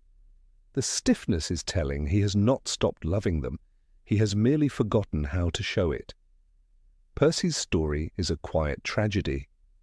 A man who placed the wrong bets at the wrong time. Unlike characters like Snape, whose heroism was cloaked in shadows, or Regulus Black, who died in pursuit of redemption, Percy's arc is subtle, grounded not in epic sacrifice but in bureaucratic missteps. And yet for all his errors, he is perhaps one of the most human characters. Because haven't we all at some point chosen self-preservation over connection? A hypothetical use of verite serum, the wizarding world's infallible truth potion, might have stripped Percy of his polished words and corporate diplomacy. Under its influence, would he admit that he never believed Fudge's denial of Voldemort's return? That he suspected deep down that Dumbledore was telling the truth? Perhaps he would confess that he feared being poor again, that he feared becoming just another Weasley lost in the background noise of red hair and hand-me-downs. In a world where the Ministry itself distributed lies with the efficiency of owls in flight, Percy became both victim and volunteer. He was not coerced. He enrolled. And yet, when the truth became undeniable, Percy did not hold his ground. He did not double down. He came back. The moment of Percy's return in the Deathly Hallows is quiet and brief, but heavy with meaning. He arrives at Hogwarts to fight, not for the Ministry, not for a promotion, but for his family. He duels alongside Fred, even cracking jokes in a rare show of shared brotherhood. And then tragedy strikes. Fred is killed by an explosion and Percy's grief is raw, unguarded. Percy was shaking his brother and Ron was kneeling beside them, Rowling writes. Fred's eyes stared without seeing, the ghost of his last laugh still etched upon his face. Here, Percy's walls crumble. There are no more suits, no more letters, only loss. It is this moment, not a battle, not a duel, that redeems him. He mourns Fred not just as a brother, but as a symbol of everything he forfeited during his estrangement. It is too late to change the past, but not too late to stand in its light and weep. What Percy's arc reveals is the complexity of ideological seduction. He did not become a Death Eater. He did not harm Muggle-borns or torture students, but he enabled a system that did, and this is Rowling's quiet warning. Not all evil wears black robes and utters unforgivable curses. Sometimes it wears a tie, files reports, and tells itself that it's just doing its job. Throughout the books, Arthur and Molly Weasley act as the moral heart of the series. Their disappointment in Percy cuts deep. They do not stop loving him, but they cannot reach him. Arthur, who defies the Ministry to protect Muggles, and Molly, who fights Death Eaters with a lioness's fury, raised their children to value courage and kindness, and yet Percy, a product of that same household, chose order over love. It is a painful irony that a family so rich in heart could not prevent one of their own from becoming a stranger. Had Veritaserum been administered in Order of the Phoenix, it might have saved Percy years of regret. A simple question, "Do you believe what you're saying?" could have unravelled the defences he had built. The potion might have forced him to confront the ache he buried under protocol. It might have prompted an earlier reunion, a reconciled Christmas, a chance to laugh with Fred before the world burned. And yet perhaps Percy's path was necessary. His fall from grace serves as a foil to other characters. Where Harry doubts the Ministry and trusts his heart, Percy doubts his heart and trusts the ministry. Where Sirius breaks from his family in pursuit of freedom, Percy breaks from his family in pursuit of status. The contrast sharpens the reader's understanding of loyalty, not as an abstract virtue, but as a daily choice.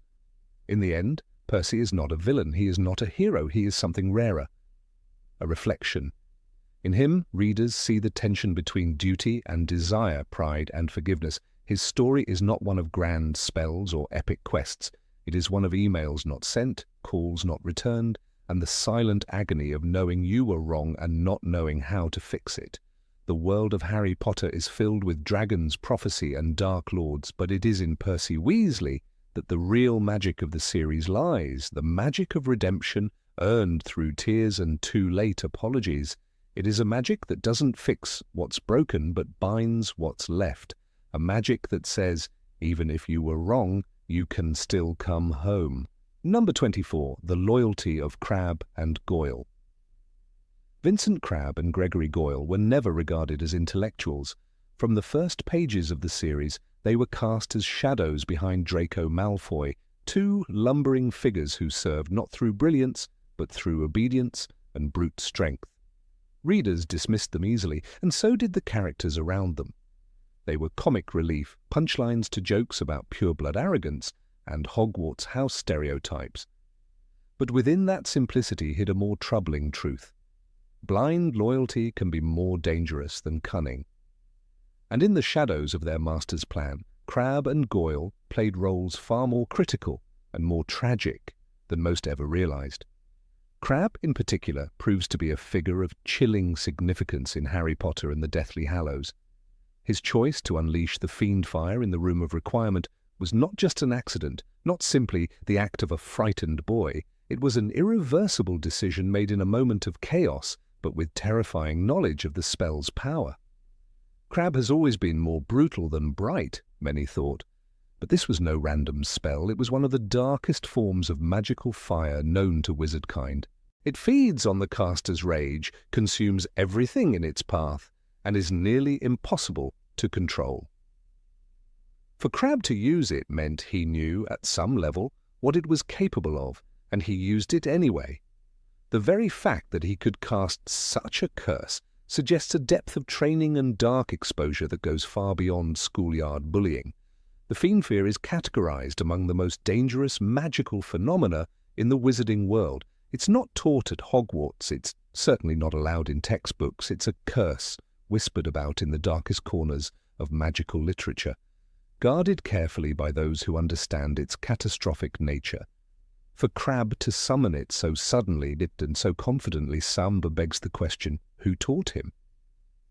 The assumption that Crabbe and Goyle were just Malfoy's pawns crumbles under the weight of this evidence. If anything, they were his equals in destruction, perhaps even his superiors, in the willingness to cross lines that Draco only tiptoed near.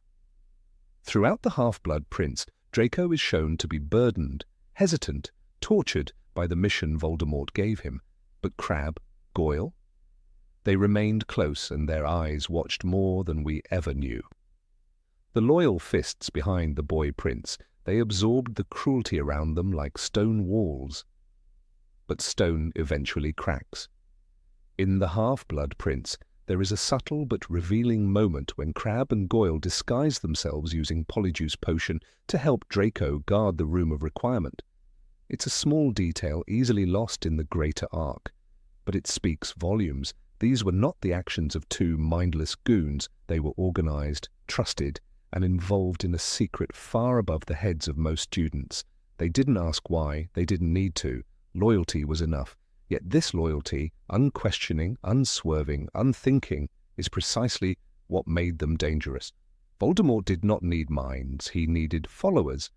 And few were more perfect for such a role than Crabbe and Goyle. Their willingness to follow Draco into the Room of Requirement, even as the Battle of Hogwarts loomed outside its walls, shows that their allegiance had long since shifted from Hogwarts to something darker. Their world had changed, and they embraced it. But there's a deeper question buried beneath their actions. How much did Draco know? His discomfort, his internal war, is well documented. He hesitated to kill Dumbledore. He wept in the bathroom at the thought of his family being disgraced. And yet, he still brought Crabbe and Goyle into his secret world, trusted them with his schemes. Did he believe they were simply following orders, or did he know how deep they had already descended? A drop of Veritaserum, a single interrogation, could have revealed the extent of their knowledge. But no such investigation was ever publicly documented. In the aftermath of the war, the wizarding world rushed to rebuild. It forgot its shadows too quickly. And in that forgetfulness, it allowed questions to die that should have been pursued. If someone had asked Goyle, had demanded answers from Crabbe, before the room of requirement turned into a furnace of cursed fire, perhaps the tragedy could have been avoided. Crabbe died in that fire, consumed by the very magic he had unleashed. The flames spared no one, and his death was not noble. It was not heroic. It was senseless, but it was also telling. Here was a boy who had once laughed at Muggleborns, who had sneered in potions class and cracked his knuckles like a warning. In the end, he was swallowed by his own loyalty, his own ignorance, and his own rage. There was no redemption, only destruction. Goyle survived, but his silence afterward was telling. He vanished from the narrative like a ghost, a reminder of the wreckage left behind. What did he think of Crabbe's death? Did he fear he might have followed him into those flames? Did he question the path they had walked so blindly? No answers were given, but perhaps they weren't needed. Goyle, once a symbol of pure-blood arrogance, became a symbol of something else, what remains when loyalty outlives reason. It's easy to dismiss characters like Crabbe and Goyle, but their story warns us of something universal. Blind obedience is not loyalty, it's a form of surrender. And when that obedience meets dark intentions, the result is disaster. Their devotion to Draco, their place in Voldemort's shadow army, their silence in the face of evil, all of it led to one moment. A room of hidden things, a wall of cursed fire, and the death of a boy who never understood the true cost of the spell he cast. Draco's face in that moment, as described in The Deathly Hallows, says more than 1,000 pages of exposition ever could. "No!" he shouted, watching the flames spread. "Crabbe, no!" He wasn't just frightened, he was horrified, not at the fire, not at the room's destruction, but at the realization that his world had spun out of control. The people he thought he could use had become forces of chaos, and in that chaos everything he thought he controlled was burned to ash. The room of requirement was meant to be a refuge, a place of secrets and safety, but in the end it became a tomb. Crabbe's fiendfire swallowed the relics of Hogwarts past, devoured centuries of hidden knowledge, and nearly took Harry, Ron, and Hermione with it. It is a haunting metaphor. Loyalty misdirected can destroy even the strongest foundations. What if Dumbledore had lived? What if someone had warned the students of the fire they were playing with? Would Crabbe have listened? Would Goyle have turned back? Or were they too far gone, prisoners of a belief that serving darkness would grant them purpose? These questions hang in the air like smoke after the fire. Their story was never about strategy or ideology. It was about identity, and how easily that identity can be shaped by fear, power, and allegiance. They weren't Death Eaters by mark, but by mentality. They didn't wear the dark mark, but they followed those who did, and in doing so bore the consequences. In the end, Crabbe and Goyle remind us that in war, not all the casualties wear uniforms. Some wear school robes, some hide behind bigger names, but all play a part, and some never live to understand the role they were given. Their names rarely appear in the lists of heroes or villains. They exist in the margins, on the edges of the grand tale, but their actions, particularly Crabbe's final choice, shaped the climax of the war. He nearly killed the very person Voldemort feared most, and he did so without a second thought. That's the real tragedy. He never knew he held history in his hands. Even now, years after the Battle of Hogwarts, one can still imagine the Room of Requirement, reborn and quiet.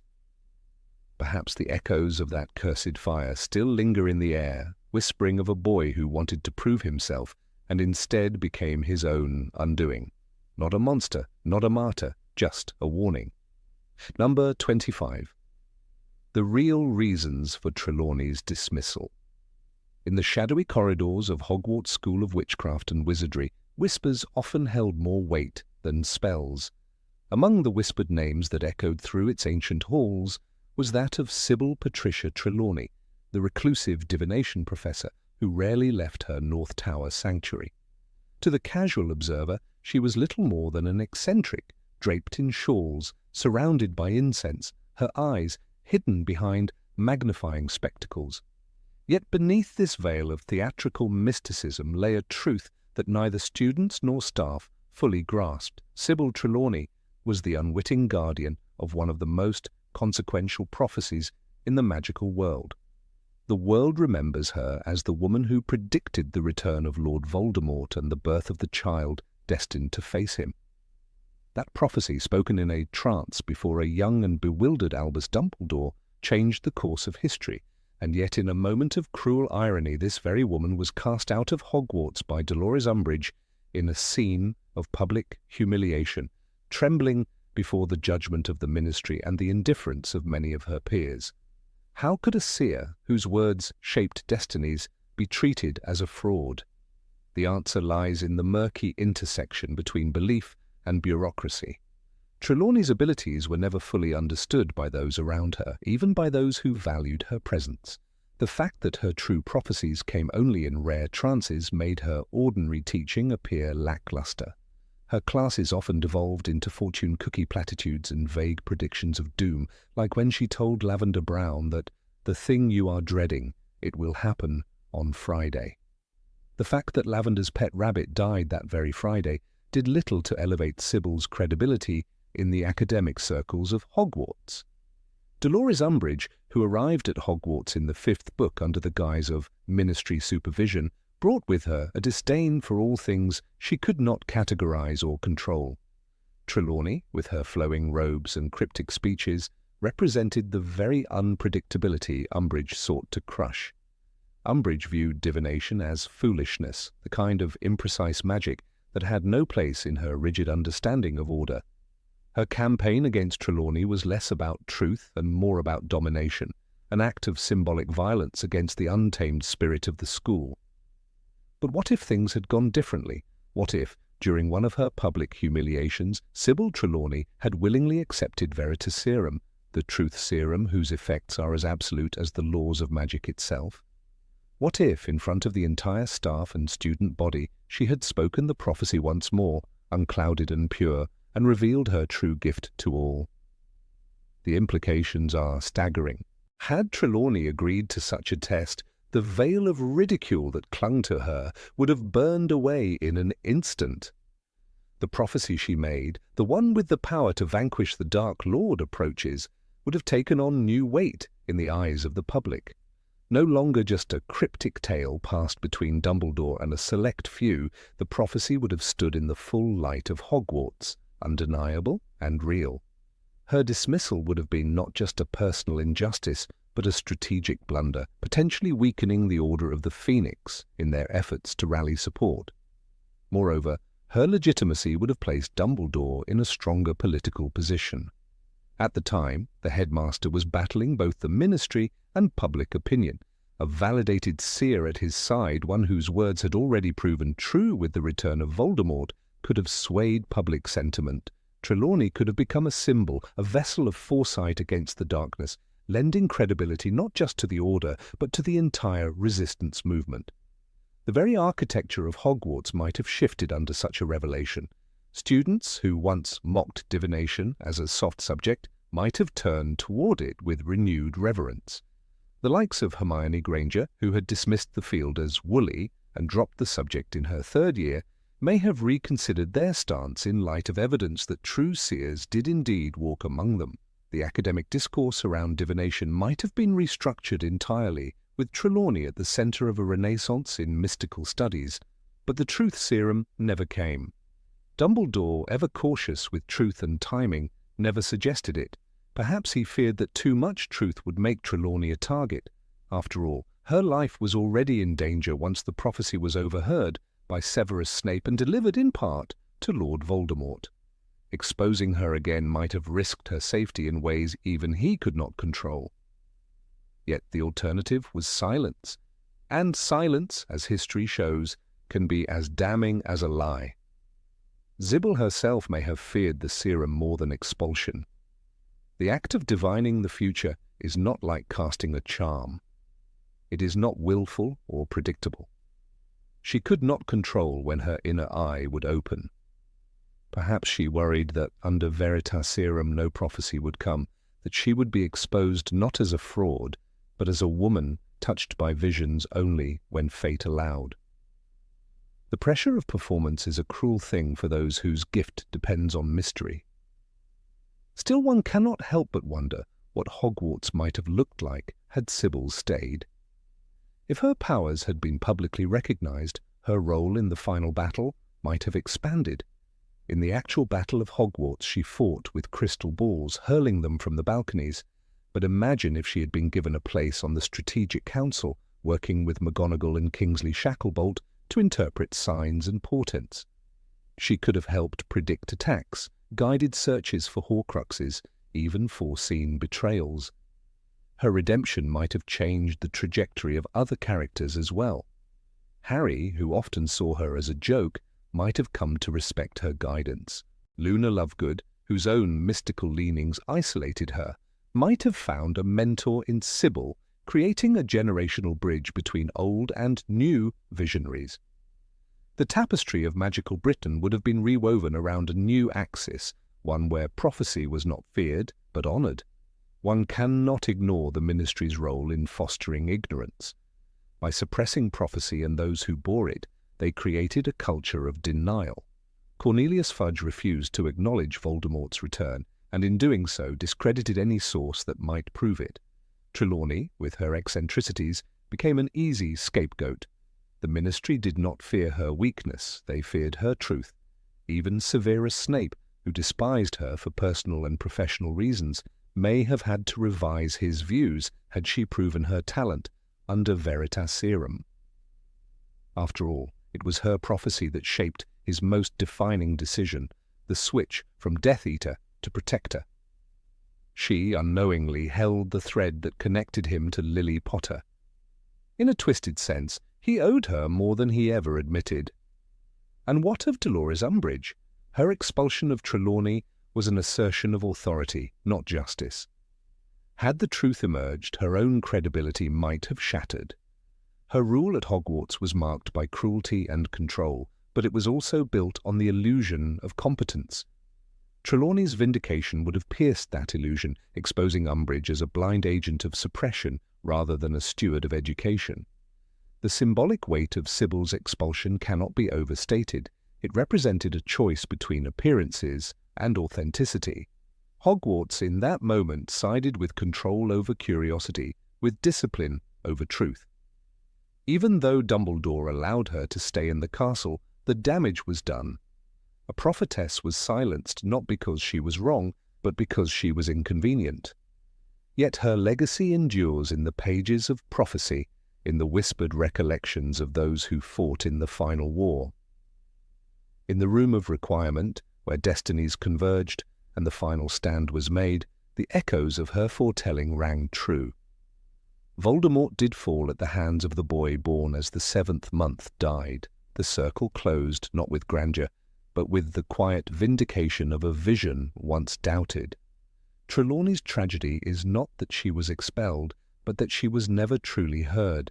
She spoke truths in riddles not because she wanted to confuse, but because fate does not speak plainly. Her life was the embodiment of the misunderstood sage, the Cassandra of Hogwarts, cursed not with inaccuracy, but with disbelief. In the end, Sybil Trelawney was neither fraud nor hero, but something more elusive, a conduit. She reminded the magical world that not all truths come dressed in robes of logic.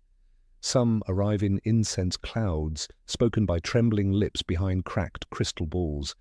And perhaps, had the world listened sooner, the war might have ended before it began.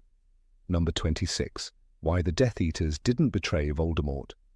After Voldemort's downfall, not once, but twice, Many of his most loyal followers claimed they were under the Imperius curse, or acted out of fear for their lives. The courts heard story after story of coercion, magical manipulation, and regret. Yet even through the smog of lies and excuses, one question continues to haunt wizarding history. Were the Death Eaters ever truly loyal to the Dark Lord, or were they just chasing power, privilege, and the illusion of superiority? In the aftermath of the First Wizarding War, figures like Lucius Malfoy, Avery, and Nott walked free with little more than bruised egos. They stood in the courtroom and insisted they had acted under magical coercion. But a closer look reveals a web of lies carefully spun to conceal deeper motives. Lucius Malfoy, for instance, did not disappear after Voldemort's initial defeat. He did not seek repentance. He did not retreat from power. He increased his influence in the ministry, securing a place on the school board of Hogwarts and funding events that aligned with pure-blood ideology. His actions suggest not fear, but a strategic shift, waiting for the right moment to resurface. Bellatrix Lestrange offers a striking contrast. She did not deny her loyalty. She did not claim to be cursed. In the courtroom, she laughed. "The Dark Lord will rise again," she declared with fervent madness. Her devotion was not one of a soldier coerced into battle. It was religious, fanatical, terrifying. Bellatrix was not afraid of Voldemort. She worshipped him. She lived for the purity of blood, the promise of power, and the thrill of destruction. It's too convenient to believe all Death Eaters were under the Imperius curse. The curse provides a comfortable narrative for the Ministry, a clean slate for those from elite families, a way to reset the balance without upsetting the social order. Yet in doing so, the Ministry ignored an obvious path to truth, Veritaserum. The Truth Serum, while not foolproof, could have dismantled the very architecture of Voldemort's empire. Used systematically on captured Death Eaters, it might have exposed secret financiers like Travers and Yaxley, silent supporters hidden within the Wizengamot, and spells of enchantment buried within ancestral vaults. But the Ministry didn't press that button. They accepted the story of Mass Imperius as if it were gospel. The roots of Voldemort's power were not built solely on magic. They were built on influence, money, and fear. From Malfoy Manor to the halls of the Department of Magical Law Enforcement, his tendrils reached deep. Without the bravery of Severus Snape, who walked the razor's edge between betrayal and sacrifice, the Order of the Phoenix would have crumbled. Snape's double life proves that exposure was possible, that insight into Voldemort's plans could be gleaned. Yet the Ministry, time and again, refused to pursue it. In Harry Potter and the Goblet of Fire, Barty Crouch Jr. revealed something chilling under the influence of Veritaserum. The Dark Lord will rise again, greater and more terrible than ever before. This testimony, obtained through Truth Serum, unveiled layers of conspiracy and deceit. But it was never widely used again. Why? Because the truth was inconvenient, because truth meant implicating the noble houses that funded political campaigns, owned land, and sat at the very heart of wizarding society. The loyalty of the Death Eaters was transactional for many. Take Igor Karkaroff. His entire defense was the names he spilled. He sold out Rookwood, Travers, and Dolohov without a flicker of remorse. But it wasn't regret that moved him. It was survival. As soon as Voldemort returned, Karkaroff ran. Loyalty vanished in the face of death. He was later found murdered in a shack, a mark of the Dark Lord's vengeance. Draco Malfoy's arc speaks volumes about coerced loyalty. In Harry Potter and the Half-Blood Prince, Dumbledore says, "Draco is trying with all his heart. That boy is not a killer." Draco was tasked with a murder he couldn't commit. He wasn't driven by belief in Voldemort's ideals, but by the threat to his family. This generational chain of forced allegiance paints a disturbing picture. Children trapped in the sins of their fathers, loyalty bred from fear, not belief. And yet there were others who joined willingly, proudly. Fenrir Greyback, the savage werewolf, delighted in terror. He wasn't drawn by ideology, but by carnage. He served Voldemort because it offered him license to unleash chaos. Others, like Crabbe Sr. and Goyle Sr., followed their pure blood doctrine like a religion, seeing themselves as entitled rulers of a new magical world order. Peter Pettigrew, the ultimate coward, betrayed James and Lily Potter, not for gold or glory, but to side with what he thought was the winning team.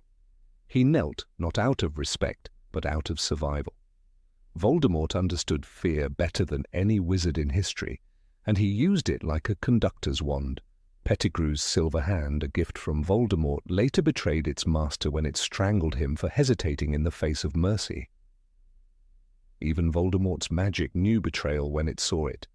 The structure of the Death Eater network was like a spider's web, elegant, layered, deadly. If the Ministry had dared to look beneath the surface, they would have seen how deeply embedded it was in every institution. A single vial of Veritaserum applied to someone like McNair, the executioner of magical creatures, could have revealed links to secret meetings, hidden caches of magical artifacts, or plots to infiltrate Hogwarts long before they happened. Rodolphus and Rabastan Lestrange, like Bellatrix, were not cowards. They took pride in their violence. They did not hide behind imperious lies. These were men who carved their loyalty in blood and spell work. Yet they, too, survived Azkaban, only to escape later, during the Second Wizarding War. What does it say about the Ministry's vigilance that so many loyalists simply walked free? One of the most damning examples is the case of Corbin Yaxley. After Voldemort's return, Yaxley rose swiftly in the Ministry. He infiltrated the Department of Magical Law Enforcement and manipulated policy from within. He helped legalize Muggle-born registration commissions. His power wasn't a return to terrorism, it was a coup. And it happened under the Ministry's nose. Had Veritaserum been used on him post-First War, the rise of the Second might never have occurred. The danger wasn't just the wand in the hand, it was the gold in the vault, the seat in the Wizengamot, the dark promise whispered behind velvet curtains. Voldemort didn't need to enchant every follower. He needed only to awaken their hunger. "There is no good and evil, there is only power, and those too weak to seek it," he once told Harry in Philosopher's Stone. That belief lived in the bones of his followers. They weren't cursed, they were chosen, and they chose back. The myth of the all-powerful Imperius Curse became a shield for the guilty.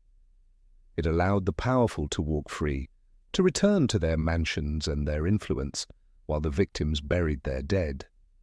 It provided moral cover to the children of war who were taught never to question what their fathers had done, and in time it allowed history to repeat itself. Even the famed escape from Azkaban in Order of the Phoenix was treated as a shock by the Ministry. But how could it have been when those inmates, Bellatrix, Dolohov, Mulciber, had never shown remorse, never sought rehabilitation, never even denied their crimes? The system didn't just fail, it refused to look. If the Death Eaters had truly been loyal out of fear, then Voldemort's second rise should have failed. Yet his army grew. His reach extended into Hogwarts, Gringotts, even the Daily Prophet. And that kind of influence doesn't grow in shadows, it grows in silence, in the blind eye of law, in the cowardice of bureaucracy. We remember the names of the fallen, Sirius Black, Remus Lupin, Fred Weasley, Tonks, but we should also remember the names of those who lied and walked away. Dolohov, who tortured countless Muggleborns, Rookwood, who spied from within the Department of Mysteries. Not all of them were caught. Not all of them were punished.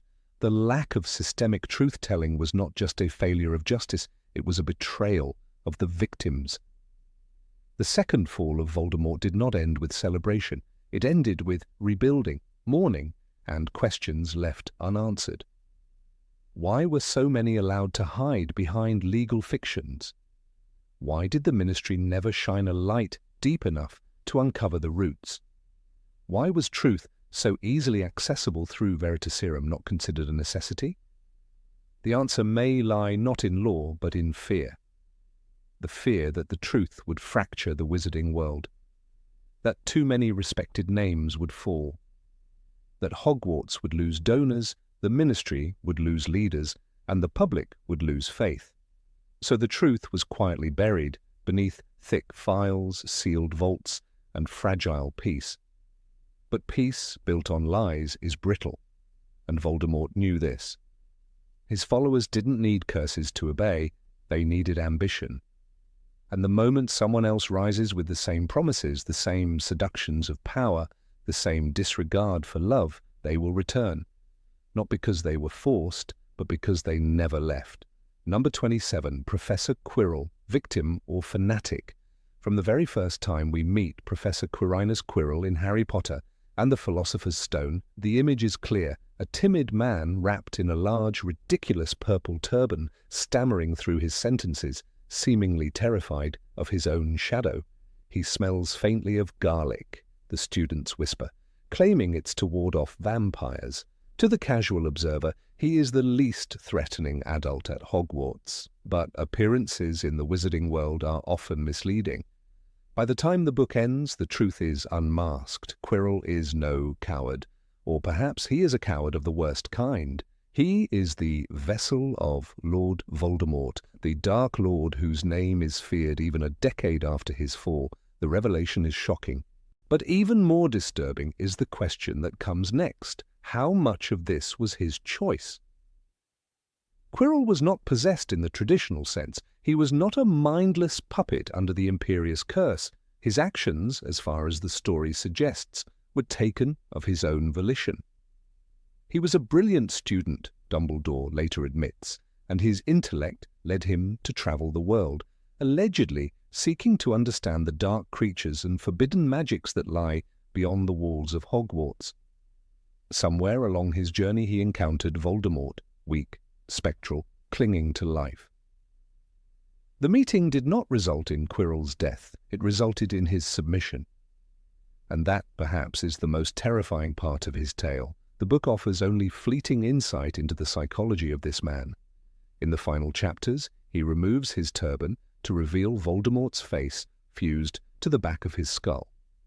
This grotesque image becomes a metaphor for Quirrell himself, someone who has turned his back on his own soul. "He is with me wherever I go," Quirrell says, his voice no longer stammering. Gone is the nervous wreck. Before us stands a man transformed, not merely by dark magic, but by ideology or perhaps desperation. We are left to wonder, did Quirrell believe in Voldemort's cause, or did he simply lose a war within himself? If we imagine for a moment that Quirrell had been interrogated under Veritaserum while still conscious, still capable of independent thought, what might we have learned? Would he have admitted guilt, or would he have recounted a slow, tragic descent into servitude? The truth perhaps lies in the cracks of his transformation, the little details that hint at something more complex than a simple tale of betrayal. When Harry touches Quirrell's skin, the result is immediate and violent. Quirrell burns. Not metaphorically, literally. His skin blisters at the touch of someone protected by love. "He tried to kill you," Voldemort hisses, "and failed, thanks to your mother, but he'll try again. This boy is nothing to you." But Voldemort is wrong. Harry is not nothing. He is the very embodiment of everything Quirrell has lost: agency, protection, love. The very idea of self-sacrifice is foreign to the path Quirrell has chosen. It's tempting to think of Quirrell as a villain. He tries to steal the Philosopher's Stone. He lets a troll into the school. He attempts to murder a child. There's no shortage of actions to condemn. But villains are not born. They are made. And what made Quirinus Quirrell into the man who let evil live beneath his turban?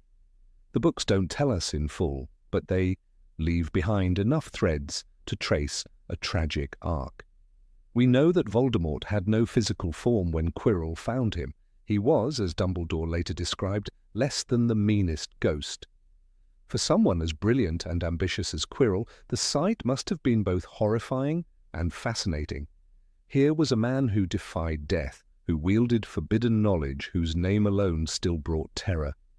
To study him was to reach into the heart of darkness itself. It is not difficult to imagine the academic curiosity that drew Quirrell closer. But curiosity has its price. It's worth noting that Voldemort did not possess Quirrell immediately. According to the text, the Dark Lord first used persuasion, then threats, and only later took up residence in Quirrell's body. This sequence is crucial. It tells us that Quirrell had opportunities to resist and he chose not to. Why? Was it fear or was it admiration? The line between the two is thin. Fear becomes obedience, and obedience becomes belief. This is how ideologies spread. This is how Dark Lords return. He was a foolish man, Dumbledore later tells Harry. He thought he could summon powers he could not control. But Dumbledore, too, knows the seductive pull of forbidden knowledge. He once sought the Deathly Hallows. He once believed in wizarding supremacy, however briefly. Perhaps that is why he speaks not with anger, but with sorrow. He knows what it means to fall for the promise of greatness. Quirrell's transformation is not just magical, it's spiritual. By the time we see him again in the mirror chamber, he is calm, almost reverent in his devotion to Voldemort. I met him when I travelled around the world.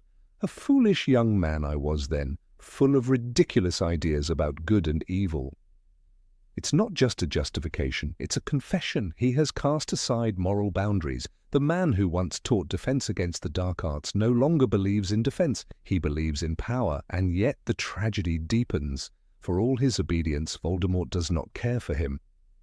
"Fool!" the Dark Lord spits when Quirrell fails. There is no loyalty, no gratitude, only utility. And when that utility ends, so does Quirrell's life. He dies in agony, burned not by fire, but by the touch of love. This death is not heroic, but it is poetic. A man who scorned love dies because of it. The boy he tried to kill survives, not because of strength, but because of sacrifice. In this, Quirrell becomes an echo of so many others who fell under Voldemort's spell. Barty Crouch Jr., Peter Pettigrew, even Draco Malfoy to some extent. They are not monsters, they are mirrors, showing us what happens when fear overrides conscience. They beg the same question: at what point does survival become complicity? The narrative choices surrounding Quirrell are deliberate. Rowling offers no grand backstory, no redemption arc. But that absence speaks volumes. It invites readers to ask questions, to imagine what might lie beneath the surface. What did Quirrell believe Voldemort would give him? Power, immortality, or merely recognition? In a world that prizes greatness, perhaps the real tragedy is that Quirrell never thought he could be great on his own. There is one line, often overlooked, that hints at his internal struggle. When Harry accuses him of murder, Quirrell does not deny it, but he also does not revel in it. "He was a great wizard," he says of Voldemort. "He taught me many things." The words are not joyous. They are almost resigned, as if he knows the truth and cannot bear to face it. Had Quirrell been questioned under Veritaserum, the wizarding world might have learned invaluable things. How exactly did Voldemort survive? What rituals were performed? Who else assisted?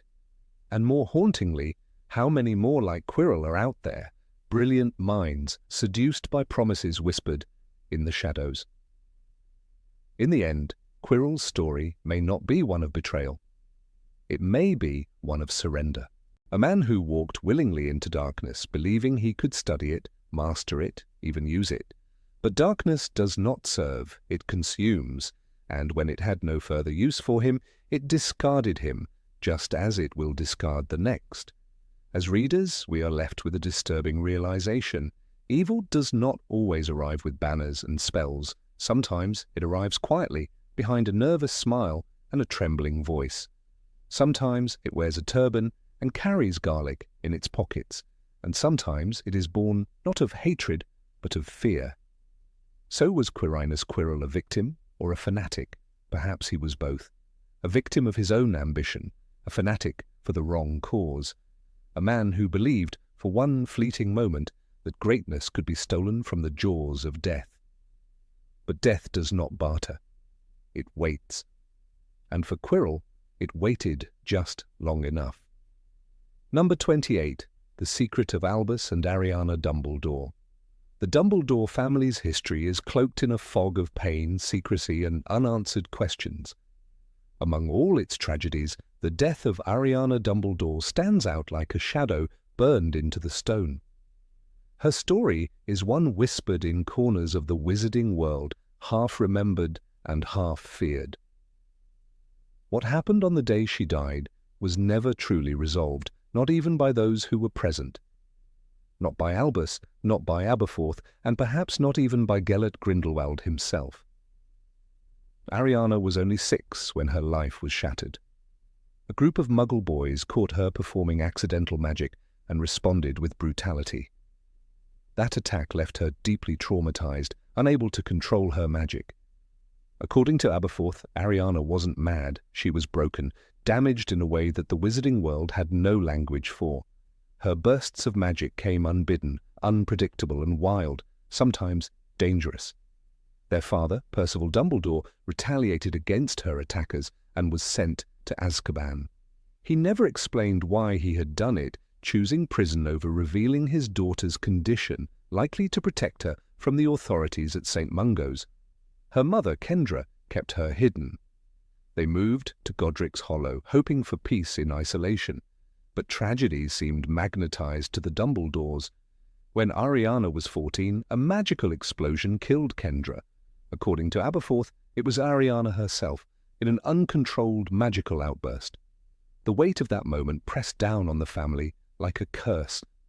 It was after this that Albus returned home from Hogwarts, where he had already become the golden boy of the wizarding world, a brilliant mind with limitless ambition. In Godric's Hollow, Albus encountered another young man of extraordinary intellect and equally dangerous dreams, Gellert Grindelwald. The two formed an intense bond, rooted in shared genius and a grand vision. "For the greater good," Grindelwald used to say, and Albus believed him, at least for a time. They planned to create a new world, one where wizards would rise to power, supposedly to protect Muggles from themselves.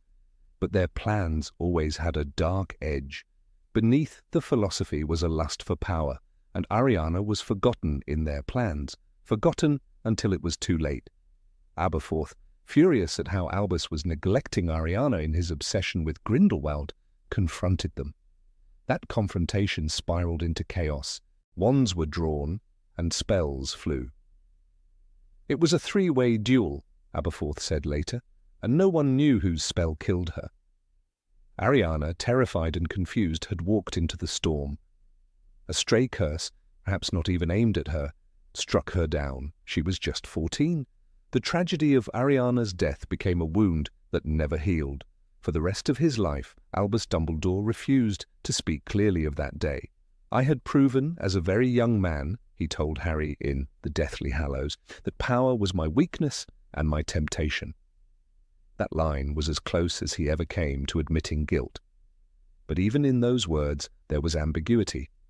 Was he guilty of neglect? Was he guilty of murder? Albus never named who cast the fatal curse. Aberforth believed it was Grindelwald. Grindelwald never confessed, and Albus himself seemed paralyzed by doubt. It's possible that none of them knew. A chaotic duel, 3 powerful young wizards, and a girl caught in the middle. The memory was blurred by grief and denial. This mystery gnawed at Albus Dumbledore for the rest of his life. He never sought the truth through magic, though he could have. Veritaserum, the most powerful truth serum known to the wizarding world, might have drawn out the truth from his memory. But Albus never drank it. Perhaps he was afraid of what he might remember, perhaps he already knew, or perhaps deep down he believed that some truths are better buried. If he had taken Veritaserum, what would the wizarding world have learned? A confession from Albus Dumbledore, under the effects of such a potion, would have been historical. It might have rewritten the legacy of the man who defeated Grindelwald and laid the foundation for Voldemort's ultimate defeat, and it might have destroyed him in the eyes of the world he helped save. There is a chilling irony in this. Albus Dumbledore, who later led the fight against the dark arts, once walked dangerously close to becoming a dark wizard himself.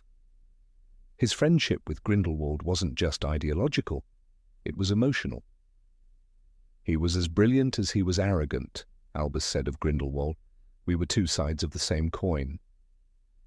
And in that coin toss, the world lost Ariana. The tragedy shaped Albus's life. He never sought the position of Minister for Magic, though he could have had it. He never again pursued power for its own sake. Instead, he surrounded himself with brilliant young minds like Harry, hoping perhaps to redeem himself through their victories. But guilt lived with him, woven into the very fabric of his soul. It is telling that Albus saw so much of himself in Tom Riddle. Both were orphans, both were brilliant, and both were tempted by power. But Albus's temptation had a name, Ariana, and her death became his lesson. It's why he refused to act sooner against Grindelwald. It's why he delayed confronting Voldemort. He feared what he was capable of. He feared repeating his mistake. Aberforth, bitter and wounded, never forgave his brother. Their relationship was shattered, and even decades later, Aberforth would sneer at Albus's name. "You knew him?" Aberforth asked Harry, years after Ariana's death. "Did you know my brother, or did you just think you did?" That question cuts deep, because none of us truly knew Albus Dumbledore. He was a man of layers, of secrets buried beneath charm and brilliance. Ariana's death is the clearest example of that complexity. The man who guided Harry Potter, who stood against Voldemort, was also the boy who may have killed his own sister, even if by accident. There is a haunting beauty in this contradiction. Dumbledore's greatness was born of guilt. His wisdom came from his failure. He became a better man not because he was pure, but because he was broken. And that makes his story more powerful, not less. The statue of Ariana in the Hogsheads' secret passage stands as a silent witness to it all. Her face is calm, but her eyes seem to see too much. She is the key to understanding the Dumbledore family. Her story is not just a footnote in the saga of good versus evil. It is the wound at the heart of it. In the end, what does it mean if it was Albus's spell that killed her? Does it undo his heroism, or does it make his victories more meaningful? The answer lies not in absolution, but in complexity. Dumbledore was not a saint. He was a man, flawed, haunted, and desperately trying to make amends. This, perhaps, is why he let Harry walk into the Forbidden Forest to die. He knew the burden of sacrifice, the cost of destiny. He knew that saving the world sometimes demanded the unbearable, but he also knew how much it hurt. Do not pity the dead, Harry. Pity the living, and above all, those who live without love. These were not the words of a cold tactician. They were the words of a man who had loved and lost and never stopped mourning. Ariana's death remains an unsolved mystery, not because the truth can't be known, but because those who knew it couldn't bear to face it. In that silence, we find the essence of Albus Dumbledore. He was not the perfect wizard we imagined. He was something rarer, a great man forged in the crucible of personal failure. And so her name remains spoken in hushed tones, a shadow in the margins of magical history. But to understand Albus, to truly understand the cost of his wisdom, we must remember Ariana, not just as a victim of magic gone wrong, but as the girl whose death shaped the fate of the wizarding world. Number 29, The Secrets of Moaning Myrtle. Moaning Myrtle, a name that echoes down the damp, echo-filled halls of the Hogwarts girls' bathroom on the first floor. For most students, she's little more than a whiny ghost, annoying, self-pitying, and melodramatic. But behind her watery sobs and sharp complaints lies a truth that no one fully explored, the truth of what she saw, the truth of who released the monster from the Chamber of Secrets, and perhaps most haunting of all, the truth that could have saved Hagrid from a lifetime of injustice. When Myrtle Elizabeth Warren was found dead in that very bathroom in 1943, the official story was simple: a terrible accident caused by an unknown beast lurking somewhere deep beneath the castle. Yet even that explanation was only whispered behind closed doors. Dumbledore, only a professor at the time, kept his suspicions to himself. Tom Riddle, the model student, pointed the finger at Hagrid and his pet acromantula, Aragog. And Hogwarts, desperate to return to a state of calm, accepted it.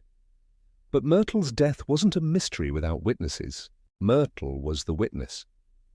She died staring into the eyes of the creature, but before that moment she was alive. She opened the bathroom door. She heard something. She saw someone. This is the crack in the wall of Hogwarts history. And had anyone tried to ask Myrtle the right questions, or had the magical tools to compel a truthful recollection from a ghost, everything might have changed. There exists a theoretical charm discussed in the restricted section of the Hogwarts library, mentioned only briefly in the writings of Magicus Ruthven, the 17th century expert in spectral lore. The Verilux Hex, a spectral variant of Veritaserum, was designed to coax from ghosts the most accurate retellings of their final memories. Dangerous and difficult to master, it was never officially adopted by the Ministry. But what if someone had dared to use it on Myrtle? Imagine Myrtle floating above the flooded tiles of her bathroom, being gently coaxed into remembering, not just the horror of her death, but the details before it. A shadow, a boy's voice, a hiss in Parseltongue. Because before the basilisk emerged from the plumbing, someone had to call it. Someone had to be there. And that someone wasn't Hagrid. Tom Riddle, the orphan with perfect grades, prefect badges and a polished smile, had already begun exploring the dark corners of Hogwarts by the time Myrtle met her end. His diary, later revealed to be a Horcrux, contained a record of his manipulation, charm, and careful orchestration of blame. He knew where the chamber was, he knew how to open it, and most damningly, he knew that no one would suspect him, except perhaps the girl who died the moment she realized the truth. In Harry Potter and the Chamber of Secrets, Myrtle confesses that before her death she had just left her stall, angry at Olive Hornby for mocking her glasses again. She opened the door. She saw two large yellow eyes. She died. But in her hesitation, in the seconds between opening the door and falling dead, something had to register. A voice, a shape, a figure turning the taps. "And then I died," Myrtle said, flippantly. But imagine if she could be made to focus. Under Verilux, her memory might yield more. The sound of a boy speaking to the sink in a low, guttural tongue. The way the sink shifted and spun. The coldness in the air that wasn't just fear. It was magic. Dark magic. Even in death, Myrtle lingered at the site of her trauma, bound by unfinished business, her spirit looping endlessly through the same emotional feedback. What if the loop had been broken with truth? What if, when Dumbledore was trying to save the school from closure, someone had performed the Verilux Hex and asked, "Who was there with you, Myrtle?" The answer might have been catastrophic for Tom Riddle. His entire carefully constructed image would have crumbled. The Ministry might have investigated him instead of a lonely boy with a giant spider. Hagrid, misunderstood and accused, might never have been expelled. The chain of events that led to his unjust imprisonment in Azkaban during Harry's second year could have been avoided altogether. And Myrtle, perhaps her spirit would have found peace. Her greatest wound wasn't just death, it was being forgotten, passed over, disbelieved. The girl whose word didn't matter. If her story had been heard with the seriousness it deserved, she might not have become the wailing, shunned presence she became. She might have been remembered as Myrtle the Witness, not Myrtle the Menace. We know that the entrance to the chamber was hidden in the very bathroom where Myrtle died, the sink with the tiny snake engraving. It responded only to Parseltongue, a language only a handful of wizards could speak. At Hogwarts in 1943, that list was short. Perhaps only one name was on it. And Myrtle might have heard that strange, slippery language moments before her end. Even the moment of her death, when viewed through the lens of magical theory, is telling. Basilisks kill with eye contact, but they cannot choose who sees them. They are called, directed, unleashed. They follow commands. Riddle would not have let it roam freely. He had a purpose. He knew where it was going, and he likely knew who was inside the bathroom at the time. That Myrtle was the victim was no accident. It is important to consider that Riddle framed Hagrid not out of desperation, but as a calculated move. He needed a scapegoat. He needed the chamber to be closed, not revealed. If Myrtle had spoken out, if anyone had taken the time to explore what she knew, it would have shattered the illusion. It was Hagrid. He opened the chamber, said Riddle to the headmaster, and they believed him. Because no one thought to ask the ghost. When Harry spoke to Myrtle decades later, she still remembered every slight, every insult from her peers. Memory, to a ghost, is pain incarnate. And Myrtle's death, the defining trauma of her afterlife, was etched into her with precision. Under magical influence, that memory could have played back like a pensive, clear, uncontaminated by emotion, driven only by fact. Had Dumbledore or another brave soul attempted the Verilix Hex in 1943, perhaps they could have reconstructed that moment. Seen the chamber open through Myrtle's eyes. Heard Tom Riddle whisper to the pipes. Seen the monster rise. And the web of deception he wove around Hagrid would have collapsed like a sandcastle in a wave. It's curious how often ghosts in the wizarding world are overlooked as sources of knowledge. Nearly Headless Nick, the Fat Friar, the Grey Lady, they all hold secrets, but the living rarely ask. Perhaps it is fear, perhaps it is arrogance, or perhaps it is the belief that the dead are no longer relevant to the present. But Myrtle's story proves the opposite. If Myrtle had been given the voice of truth, history would have shifted. The second opening of the chamber in Harry's time would not have been the echo of a mystery. It would have been a known danger, a re-emergence of a known evil. The pieces would have fit together far earlier, and Voldemort's rise might have faced a stronger resistance. In the end, Myrtle did speak. She told Harry what she could, but by then Riddle's shadow had already grown too long. The chance to stop him earlier had passed, and the world paid the price. Hagrid lived with the stain of false guilt. Dumbledore watched a young boy slip through his fingers, and Myrtle continued to cry alone in her bathroom. The next time a student hears her moaning and chooses to ignore it, perhaps they should remember that her tears are not just petty sobs. They are fragments of a story that was never finished, a testimony that was never heard, a truth drowned in a flood of assumptions. Moaning. Myrtle isn't just a ghost, she's a forgotten witness, and that makes her more powerful than most will ever realize. Number 30, Peeves' Hidden Allegiances. In the quiet spaces between enchantment and chaos, within the age-worn stone walls of Hogwarts, roams a creature both adored and feared, Peeves, the poltergeist. To the untrained eye, he is nothing more than a chaotic spirit of mischief, a nuisance who thrives on pranks, loud laughter, and general mayhem. But delve deeper into the events that unfold during the Second Wizarding War, and a different side begins to emerge, one not of malice, but of deliberate choices. Choices that suggest allegiance, even loyalty. Was Peeves bound by a hidden code of honor, or was he simply swept up in the thrill of rebellion? Peeves was not a ghost, as he often liked to point out himself, but a poltergeist, a manifestation of mischief born of the emotional energy within the castle. He had no backstory mentioned in the Hogwarts admission books, no ties to a tragic death or unfinished business. He simply was, a constant, as enduring as the moving staircases or the Sorting Hat itself.